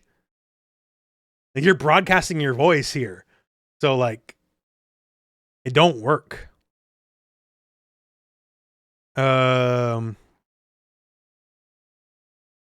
Right, so the gun goes down, right? The guy takes him out. Well, he has like a 10-day poison. That was it. His poison will last for 10 days. Right, something like that. But yeah, so then he's a weird mountain boy. He can fight the poison off to a degree because he's the child of destiny, right? But then it comes to the point, it's like, okay, so Hisoka has, he could just get his badge, like it's non-issue. And it's like, I can kill you whenever I want. But you know what? I don't even want my badge back. I have so many badges from all these other people I killed. I don't even, like, even though I lose the 3 points from losing my badge, I still have 6 points. So I win no matter what. And he like, it's like he backhands him or something, right? And it's like, you keep that badge till you can touch me, till you can hang. Till then, I don't even want it. And Gon he's not happy about this, right? Because like, he's being fully dismissed as even being able to hang with Hisoka. Right, currently, but then the hope essentially is that he's doing this so that he continues to grow and then becomes a threat later down the line. So Hisoka, he's clearly got like a few screws loose, but that's still pretty obvious up to this point. He like, and I felt like he did this in the previous episodes from the last episode we did with against like Leorio and Kurapika, right? Like it seems like if he feels like you have potential to grow, when he could just kill you, he won't. Because he wants a fight down the road when you're better. Right. He wants a fight to be challenging, right? Yeah. Otherwise... So, yeah, it's sort of like Goku syndrome in a bit. Yeah. Actually, it's a good comparison. Never thought about it like that. So, yeah. So, he's setting him up. It's like, okay, come at me when this is real. Till then, you're wasting my time, kid, right? And he's being insulting, and he knows he's being insulting. Like, get his, boil his blood a little bit, right? But we do that, and... Gon's just not happy about it here. So let me check my hot take notes here. Gon succeeds only because of clown mercy. What a loser. Is what I got here. Because if you have only the mercy of the clowns, that's it. I mean, he's a little kid going up against like a crazed psychopath. I mean, even the adults, they weren't able to do anything. Legitimately, is Gon not a crazed psychopath too? Like we talked about all this killing and stuff. He doesn't faze him. He has his own moral code, right? Yeah, which is like if you're in his in group. Well, I'm sure more will be revealed in time, but like, I would not put him down as a mentally stable child either. So, Hisoka just happens to be better. His dad left him, and his reaction was, "Man, I gotta go see like what was so good that that my dad left me." You know? Exactly. Yeah. So he works. His gears are made a little different, but that's basically the end of the episode. We get episode 17. This, I feel, is mostly a nothing episode. Episode 17, Trap in the Hole. Because a lot of this episode, we burned so much time on Gon and a lot of time on Kurapika and Leorio, but we haven't seen anything on Killua, right? Right. And Killua was also like portrayed as hyper competent. This shouldn't be an issue for him. So he's up against a bunch of jabronis. Like, I can't remember specifically if they're brothers. Like, it's a gang of dudes. Brothers. It's like, oh man, we're going to get this kid. It's going to be so easy. And he just clowns him so, like, it's such a non-issue. I do have here written down in my hot take notes, Orange Cassidy ass spot. So unfortunately, I hate to do this to you, but I have to inflict a little bit of wrestling knowledge on you. I know Roman Reigns, and I know, not Star Killer, but Cody Rhodes. Cody Rhodes, yes, because I watched two eye patch wolf videos. Yeah, so that's my extent of knowledge. So Orange Cassidy is this gentleman who works for AEW, which to keep the controversy going, AEW is so much better than WWE, especially right now. Holy shit! As of today, they fired Ron Killings, which is insane. It's like one of the most beloved people in the industry, and they just let him go. So, anyways, Orange Cassidy, his whole deal, like you can see from these pictures here, he's kind of got like, early 90s cool dude look, right? I'm getting Johnny Cage vibes. A bit. The thing about him though, you might see here, he just kind of got his hands in his pockets, right? He's too cool for school. This is how he fights. Oh my god, I click a thing. And wait, there's like SoundCloud or some shit. Wait a second here. We'll go. Since Does he it's just have his unfortunately hands for in the his audio pockets? users, this is a video segment we're going to do here. Missed. Oh, got him What? on the chop of his own. Oh, look at this furious He has a beer in his hand? from He's just Orange gonna hold the Cassidy. beer in his hand while he's doing Spinning this? back fist. But you notice Just like the like a- ferocity that he's going with, right? Right. Just Yeah, see, Cool he's a dude great. next He'll attack the door. woman too. See this? shouldn't happen. This is how he wrestles, like legitimately. Once again, sorry for the audio only people. Wait, okay, so then how does he win his matches if he's just like pawing at them? He and barely, plays like, around attacking all them? the time until like he'll take a good hit and then he'll finally get serious. Okay, And when he's so it's serious, like, serious, he's one of the best wrestlers in the world. But till then, he's always slothful. And this is how so Killua's he's treating the enemies. Like he's treating him like such a non-threat. He's like not even trying. So that's why I wrote down there. He's got the Orange Cassidy offense against these people. yeah, the brothers, it's like, dude, no normal. They're like, oh, this is a kid. We can take it down, no problem. It's like, what normal child would be able to get up to this Yeah, point? well, and especially be at there? this point where like this is like the 4th major hunter exam, I believe, at this point, or maybe the 5th. Yeah, I think it's like the 4th phase. And like literally hundreds of people have died to this point. So if there's any actual children still left at this point, you got to be like, there's something up here, you know? Like, Right, you think they'd be a little bit more like, oh man, I gotta take this kid seriously, but they're just like, who cares? And I'm like, all right. I don't know how you guys made it's it like, up to this I can't point. remember what movie it is, but like, they're doing the lineup, right? And it's like a million, like, super jacked looking, like, gangbanger looking dudes. And then there's like one short, fat, bald guy in his 40s, like, has like the office look. And it's like, that's the scary one, you know? Like, or Men in Black. All the evil aliens and the little girl with the school books. It's like, that's the Right. one you got to be scared of. The one that doesn't look like they belong with all the killers, right? Because Right. that's probably the actual killer. But yeah, like the majority of this episode is just like the adventure of these like people just trying to take on Killua, and like there are no threat to Killua at all, and he's just messing around. And we do get a quick shot of Hanzo in this episode, just to be like, hey, he's still here, don't worry, right? Like, Right. but yeah, so a lot of chasing badges. But the main episode's basically the setup for the next episode. So we go back to Kurapika, Leorio, and then Gon, and they're just kind of discussing like what badges do we got and all that. And so Gon is good because he has Hisoka's badge and his badge. Kurapika has Tompa's badge and his badge, so they both pass. Only Leorio's short badge points. Right. So they got to go find his target, which is the trap lady. Right. And so they find the B-girl. cave she's in, and then turns out the trap lady got trapped. Because she has like all these like deadly snakes or whatever that paralyze people. No, no, it's not her. bees.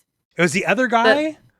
Yeah, so her target Yeah. was the snake charmer dude, and so she has bees, like I guess like poisonous bees or something, and the guy died of like an allergic reaction to the bees, and then but he had booby trapped the cave so she can't get out, right? Yeah, so, it's basically like yeah, two right. trap people they're both stuck. trap themselves.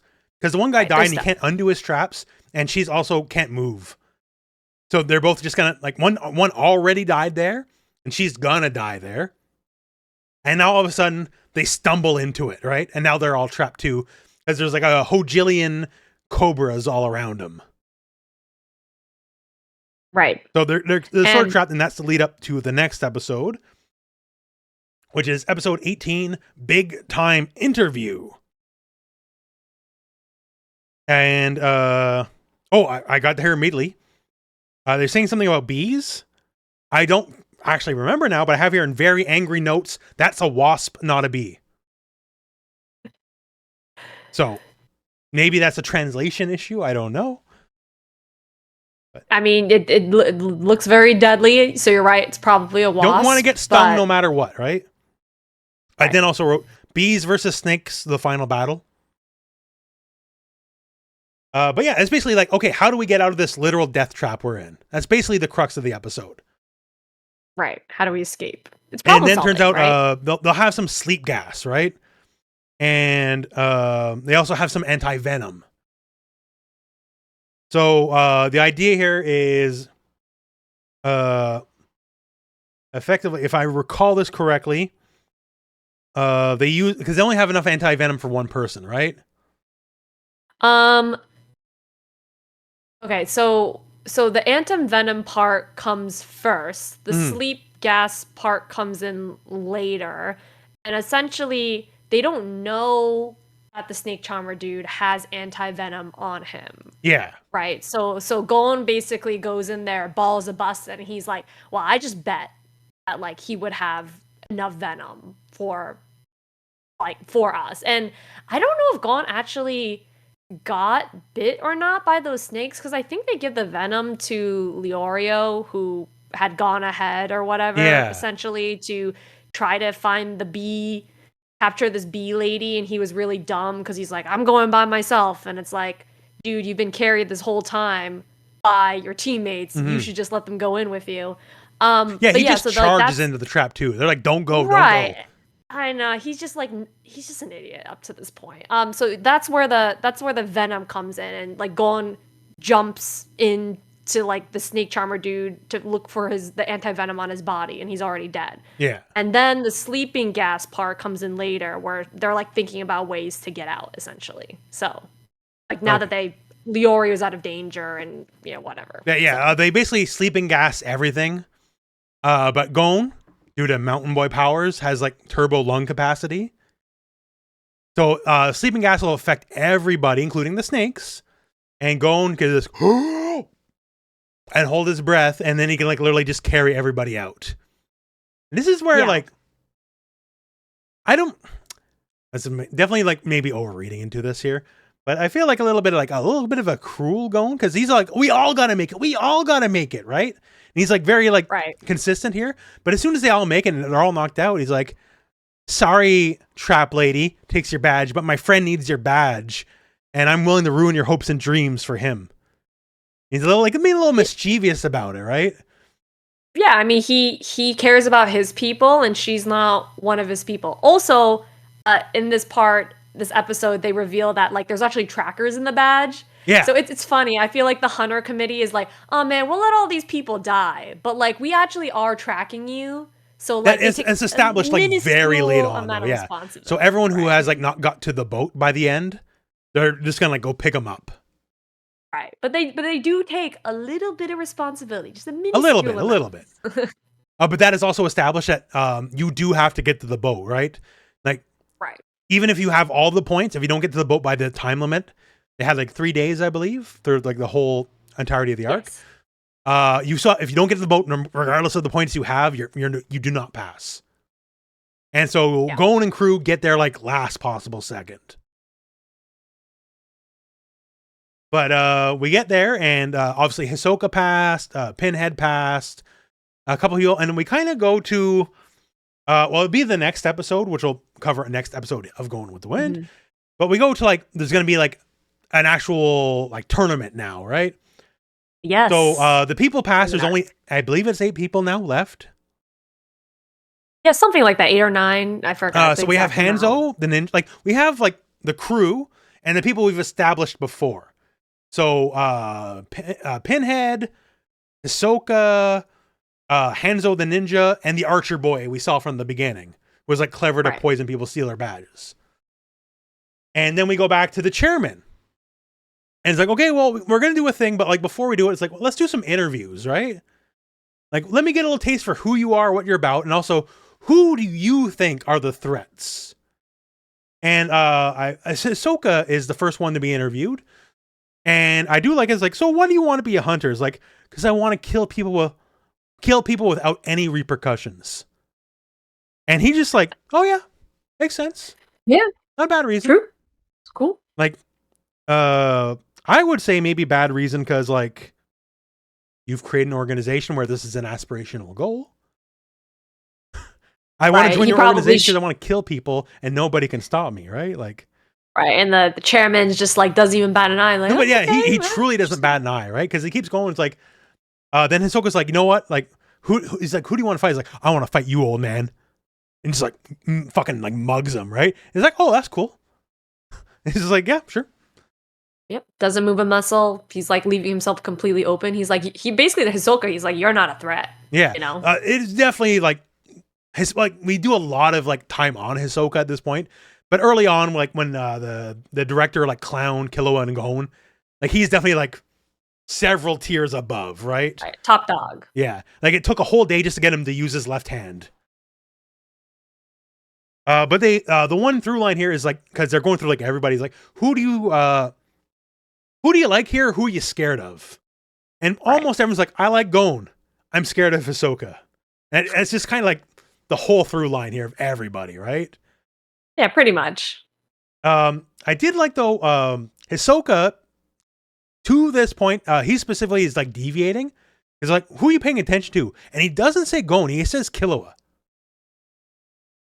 So like everything at this point we think is like, well, you know, this is the Goku Vegeta battle. Like they're going, but he's like, no, Killua is actually the one I got the eyeball on, right? Yeah, I mean, Killua is probably more of the threat in terms of like physically more of a threat for sure, right? Right. But I just found that like very odd. Like they've been doing all this like we're destined rival stuff to this point. I guess especially with all the badge stuff and the talk. And then when it comes down to it, he's like, no, Killua is actually more interesting to me. I'm just like, huh, okay. Like, I don't know if that plays out or because I definitely feel like Gon and Hisoka have to have a destined battle. Like, I would say, from what I remember, not really. But I mean, he's paying attention to both of them. I mean, mostly Gon, right? But he's also got his eye on like Hisoka, Kurapika. I don't think Leorio, but like he's kind of got an eye on them. But yeah, the main fixation is Gon for sure. Yeah, so they just go through everything. The one thing I did like Kurapika specifically is like, you know, who do you like? Who do you want to fight, right? And it's like, well, I like Gon and Killua because they're cool people, and I don't really want to fight anybody. Because like of everyone, I feel like Gon's just doing this just because he thinks it's fun, and Killua mostly just because I feel like it's just a distraction. Like he doesn't actually care about getting it. He's just doing it to do it. Yeah, Killua. And he did say like, if I do this, I can kill my family without any legal repercussions. Yeah, he also mentions, I think, I don't remember where, but he specifically mentions like, oh, I just wanted to take it to challenge myself. I actually don't want to be a hunter. Right. But also, did you notice Gon's answer? Like, who he doesn't want to fight. You know, it's all of his people specifically. So there you go. But yeah, just Kurapika specifically, like, he's the only one that seems like has a noble goal. Like, to be fair, Leorio wants to be a doctor. That's a good goal too, right?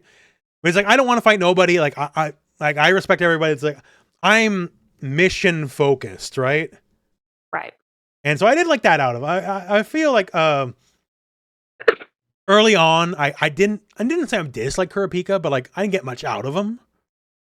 But that, especially when he stared down Hisoka, and it's like he's going like Captain Picard diplomat on him. Like, it's a good way of putting it. Because he's a hard diplomat. Like Captain Picard will shoot down the Klingons if he has to. That's all. He won't back down, right? But he'll open the channel of the Klingons first. Versus like Kirk would just shoot him down. Like Kirk wouldn't care. And sorry, like I grew up with Star Trek too, so like that's a big deal for me, right? So he's I don't know if I have more Star Trek down. references, but yeah. Yeah, he's willing to go down like guns a-blazing. Like he'll take you down with him. But like, but also, you know, there's a second option. It doesn't have to be this way. Kurapika's the guy in the RPG. He'll run through the whole dialogue tree, right? He won't just go bottom option, let's fight. Like he'll like, no, let's see all the options, right? And like, so I like that. I'm dig that about the character. Then I like the staff, the multi-section staff. I think that's a cool weapon. I mean, it's just a hunk of wood right now. I don't think it matters because in the fighting game, he uses chains. Yes. He ditches those at some point. Like the I don't have context, right? Because I only go by the fighting game, but like he's Ghost Rider in the fighting game. Right. Like I see him do moves, I hear, eat chain. Because he can like wall bounce people from full screen, right? Like, so I feel like the staff that he's using doesn't matter much more later in the show if he's using chains as his moveset. I mean, it's literally made out of wood, so I don't think it was ever positioned as that would this suck to get hit weapon. by. Like, I don't want to get hit by that. Like, what? Like, I've He been isn't hit by a killing baseball anyone. bat before. That shit sucked. Like, When did that happen? oh, I got some stories that we're not going to go into here. Fair enough. Yeah, Fair enough. but, I'm like, oh. You know, like, but like, if it's just a piece of that shit sucks, don't get hit by a piece of wood. Is my advice. Like, No, that's fair. yeah, No, that's fair. I used to do kendo, so yeah. you do wear protective armor. Well, But, like, yeah, it's- especially everyone in my era, we grew up in the 80s. So, like, everyone wanted nunchucks. Like, to the point where, like, nunchucks got banned in a lot of places, right? Why? Because we would all hurt ourselves with nunchucks. Because we go, and smack yourself in the fucking head, right? And that's basically what Kurapika has on a larger scale, right? And I Yeah, hurt it's my hand doing attached. that, by the way. I legitimately just hit myself in the head. I bleed for your entertainment. Ow, that fucking hurt. I have a very thick skull, by the way. So my hand hurts more than my head does. But yeah, so I don't know. It just like they established an identity, right? Because like Gon had the fishing hook, it's in the game. Leorio has the knife, it's in the game, right? And then I see these twin sticks. I don't remember him using that all in the game. Well, what about Killua? Well, Killua, he has that shadow walk. So he has that in the game. But other than that, like one shot, like he hasn't really established much of a moveset yet. Ah, okay. I'm surprised actually. I thought for sure he would have had some of his later moveset. He definitely has hell of lightning moves. Yeah, So, okay. That's what I was looking for. At least to the point we're watching, and that's definitely not established yet. Because he has like lightning moves and he can go like Super Saiyan in the game. So yeah, his hair kind of blows up, and that's basically. So what like it is. his Super Saiyan is like actual Super Saiyan versus Gon Super Saiyan is like I become a grown ass man. Right. Well, that's not really a Super Saiyan, but we'll colloquially, like I don't know for sure, but like the big that's fair. move. He powers up. He's in a different form. Yeah, he's very impressive. That's sure. But how do you feel now that your favorite characters, the Monkey Man and Tompa, are out of the tournament? Well, that's the thing. So they're definitely not established here, and like no, I'm a few episodes past where we're at right now, and they are not there either. And I think that unfortunately might be it for them. But for me, Tompa was there to do a job. He hardened them into the characters they're gonna be, and he's a man with a mission. All I know is, like, I'm sure they don't go into it because they're not the characters, but like, whenever the Hunter exam is next year, I'm sure he's there again. And he'll be there the year after and the year after, and he's creating a new generation of heroes. So for Tompa, I salute you for your service. You're my hero. Like, I know we got like 400 or more episodes to cover or whatever, and you're probably never showing up ever again, but this shit means something to me, man. So, he didn't get a hero's farewell. He just like dropped off. Like that was the one thing I was like disappointed. I was like, you've been that's with what the hero does this whole time. You know, you do the thing, you wake up, and then you get the note on the table, right? And they're already gone. Tompa, the Actually, hero none of us wanted, but we all needed. Because we are a fighting game associated branded. I'm gonna give Tompa to me.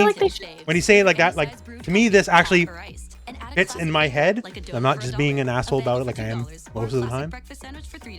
So bear with me on here because I got a YouTube ad. Once again, support your YouTubers. Because as a fighting game guy,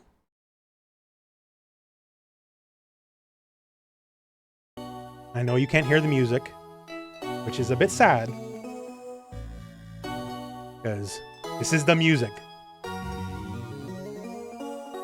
Bird whispering. Where is Tompa? Where is him?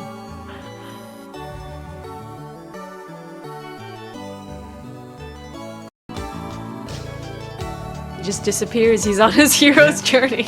Yeah, already seeking the next challenge. Ceremony means nothing to him. The fight is everything.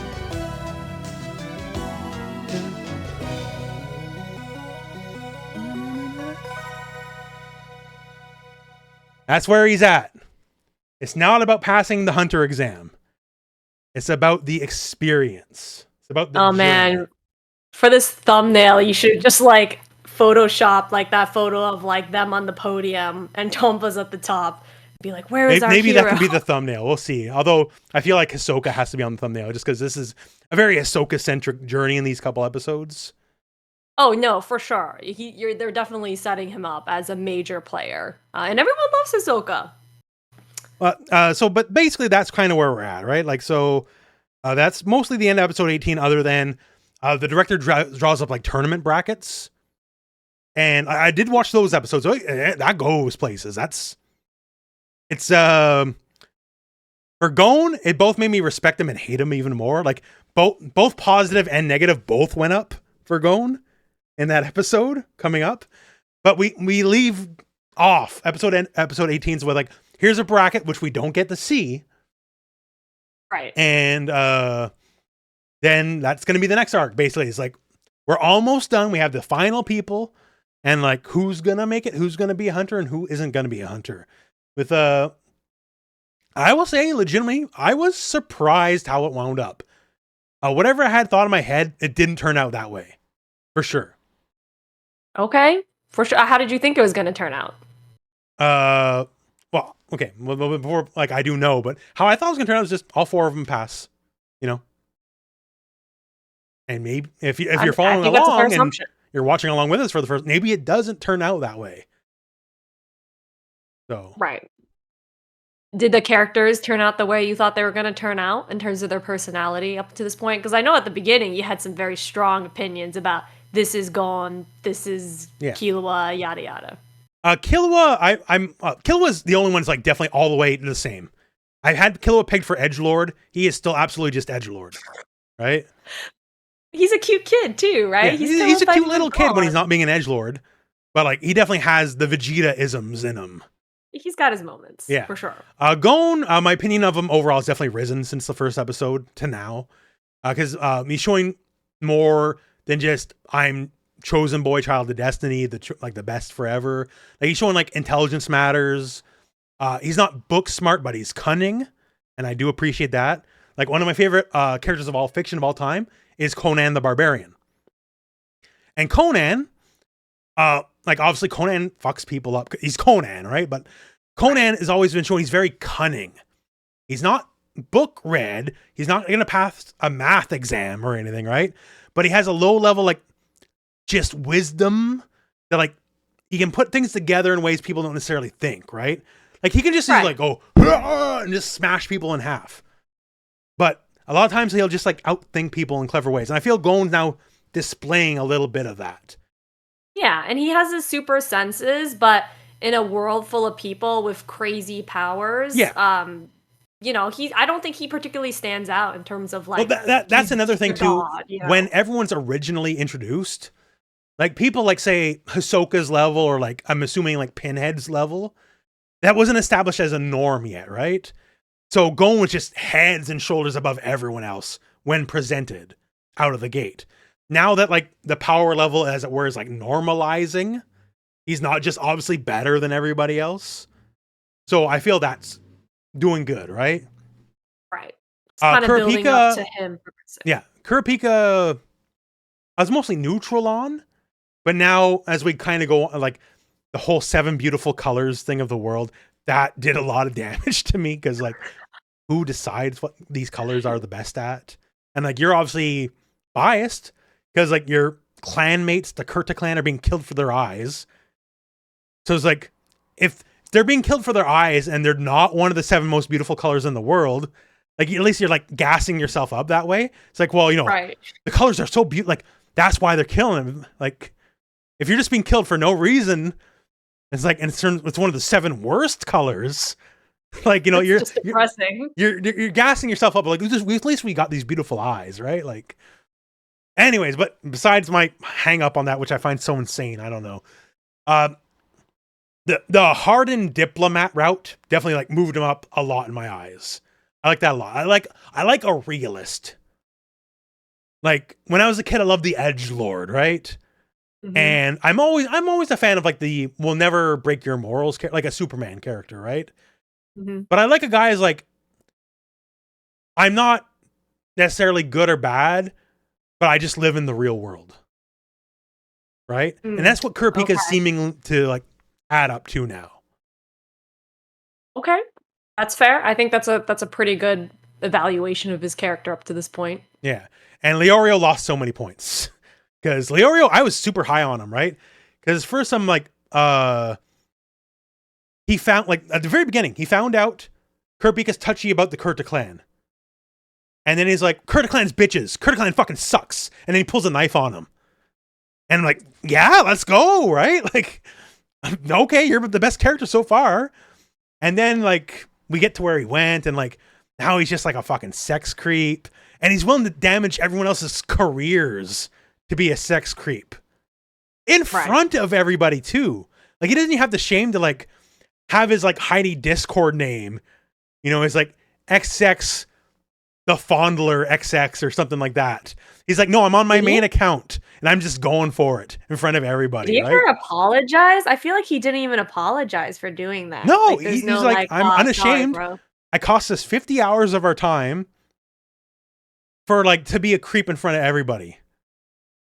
Right. And then he gets to the actual island and like he was totally carried. If it was not for Kurapika, Tompa would have had him dead to rights. Straight up. Yeah, it's true. So, like, in a way, even though Tompa helped make him, like, he also ended Tompa's story. Because his number was Tompa's number, too. So, Tompa would have passed. He would have got him, and if Kurapika didn't interfere. Yeah, it's a shitty trade. We instead of Tompa, we got Leorio, right? And I'm sure we'll rebuild his reputation over time. But, like, he came off as both weak and a pervert. Which is not, like Dragon Ball. Everyone loves Master Roshi, right? Right. But nobody loves the Master Roshi who's just like creeping on women. That's the part we all forget. Like we forget about it so we can remember the cool moments, right? Right. We choose to ignore it, right? Yeah. Because we're like, oh, like there's so that one cool episode of Dragon Ball Super. I never saw the dub for Super, but like I almost felt like they could just ban it in North America. The whole episode is him sexually assaulting a woman, basically. Oh my god, dude. Yeah, it's not Roshi's highlight. Let's put it that way. Like, it's just a whole episode dedicated to him creeping on a woman. Like, and so no one likes Roshi. That's no one's favorite Roshi moment. So he's an otherwise strong character, so we like blind eye that shit. And maybe by the end of this, Leorio is my favorite character, and I'll try to forget this stuff happened. You know? And like, oh, he's a different person back then. I don't know. But so pretty much everyone raised points except for Leorio, who's gone down points by the end of this. Yeah, I mean that's my assessment right now currently as well. Like I mean I still love all of the main characters, the main cast, especially Killua and Hisoka. He's awesome. Oh, you never mentioned Hisoka. What do you think about him? Hisoka, he definitely just came off as like originally, like once again, I keep writing, he's the Joker baby, because I just like he's the Joker. He's gonna be that character. And he's definitely not just the Joker. Like, obviously, he's still a clown and all that shit, right? But like, he's definitely not just the Joker. Like, he's not just here to spread chaos. Like, definitely spread maybe a little bit of chaos. But he comes off as a more sinister Goku at this point. I'm here for the fight. I like fighting. And I'm very willing to kill people. But if someone could be a better fight later, like he's doing like the Cell Senzu Bean thing. Like, he gave everyone in the cast at this point, I beat you in the fight. Here's the Senzu Bean. Come at me stronger. Right. So he's coming off like Clown Goku, I guess. Yeah. And as someone who already doesn't like Goku, you could argue Goku already is Clown Goku. But I mean, does Goku ever get any like real character development? Because I feel like based on what I've seen about him, he's still the same. Like there's zero development. All of his character development is in the original Dragon Ball, like when he was a kid. Okay. That has character development. Starting in Dragon Ball Z onwards, there is none. Right. He's still the deadbeat that doesn't. He wasn't there to watch Goten be born. He could have. He didn't watch Goten be born. Goten was raised without a father. He could have been there the whole time. He didn't show up. Right. Okay. Okay, like spoilers for Interesting. old movie now, Dragon Ball Superhero. That's the most recent movie, right? I have not seen that one. I saw the Broly movie, but Well, spoiler: the good guys win, right? well, yeah. Yeah, but it's That was mostly a obvious. Gohan and Piccolo movie. Oh, like when they were training together, basically, and like Piccolo kind of Like Goku and raised Vegeta are in the movie for like 3 minutes combined, and they're training with Whis and Beerus, right? But when it comes to the big final moment, and once again, I've been saying Goku's bad dad forever, right? And Piccolo's the real dad, and I was saying that before it was a meme, and then it became a meme, and I feel like I was always justified, and the movie justified it even further. When it comes down to brass tacks, and it's like all said and done, the final thing Gohan doesn't do that. Gohan, when it's all said and done, the big attack goes for special beam cannon. That's crazy, dude. So that's all I gotta say. And once Okay, again, here's the shit, whole I'll movie. check it out. Who's Goku hanging out with in the movie? His son? No. No, Vegeta, 100%. So yeah, it's a good movie. The movie also makes Android 21 canon. Oh, okay. The red-haired girl, right? Yeah, from the Dragon Ball Fighters. Right, for fighters, yeah. Yeah. So like she's in it for like 3 seconds. They just show like a family tree, and she's just on it. So it's like, oh, by the way, here's like actual not Dragon Ball Fighter source material. Here she is. Shit. All right, that's pretty cool. Yeah, she's the lab coat lady, Well, yeah, right? the human form, not the Majin form. But that said, now because we're diverting a little bit here, so that's the episodes for the moment, and we will be back again. We ended off on episode 18, so come the next episode of Going with the Wind, we'll be on episode 19 going forward. Not sure which. We'll cover 5 to 10 episodes per episode. No set. We'll try to make it like that makes sense within the context of the story. So we ended with the island here, going to the next bit. And once again, we're going to try to be every week. Not exactly every like week to the day. It might be every 7 days. It might be every 6 days. It could be 8 days. Like within a week, week-ish, right? Especially because I think if we do it an exact 1 week anniversary, it's the exact day of Street Fighter 6 Season 3 dropping, maybe, I think. Which I'm going to be busy right, that day. So it got moved back a day though from the Switch release, right? No. The Elena Elena comes out like dropping? 12 hours before the patch. Oh, okay. Something like that. Never Anyway, mind. but yeah, don't worry. It's going to be a mostly weekish podcast. Hopefully this episode, we have the audio only feed on Spotify and all that too as well.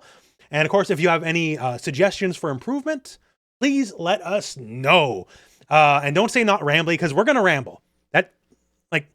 That's going to be at the heart of the show, I think. It's going to be the odd That's the ramble, name of the game. the odd tangent, just like we did with Dragon Ball Fighters. So that part, we're not going to give ground on. Anything else, though, please let us know. But Yeah, then that absolutely. said, for Going with the Wind, episode 2, that is it for me, the Rooflemonger, and BABERUTHLESS. until next time, we'll catch you later. Yeah, thanks.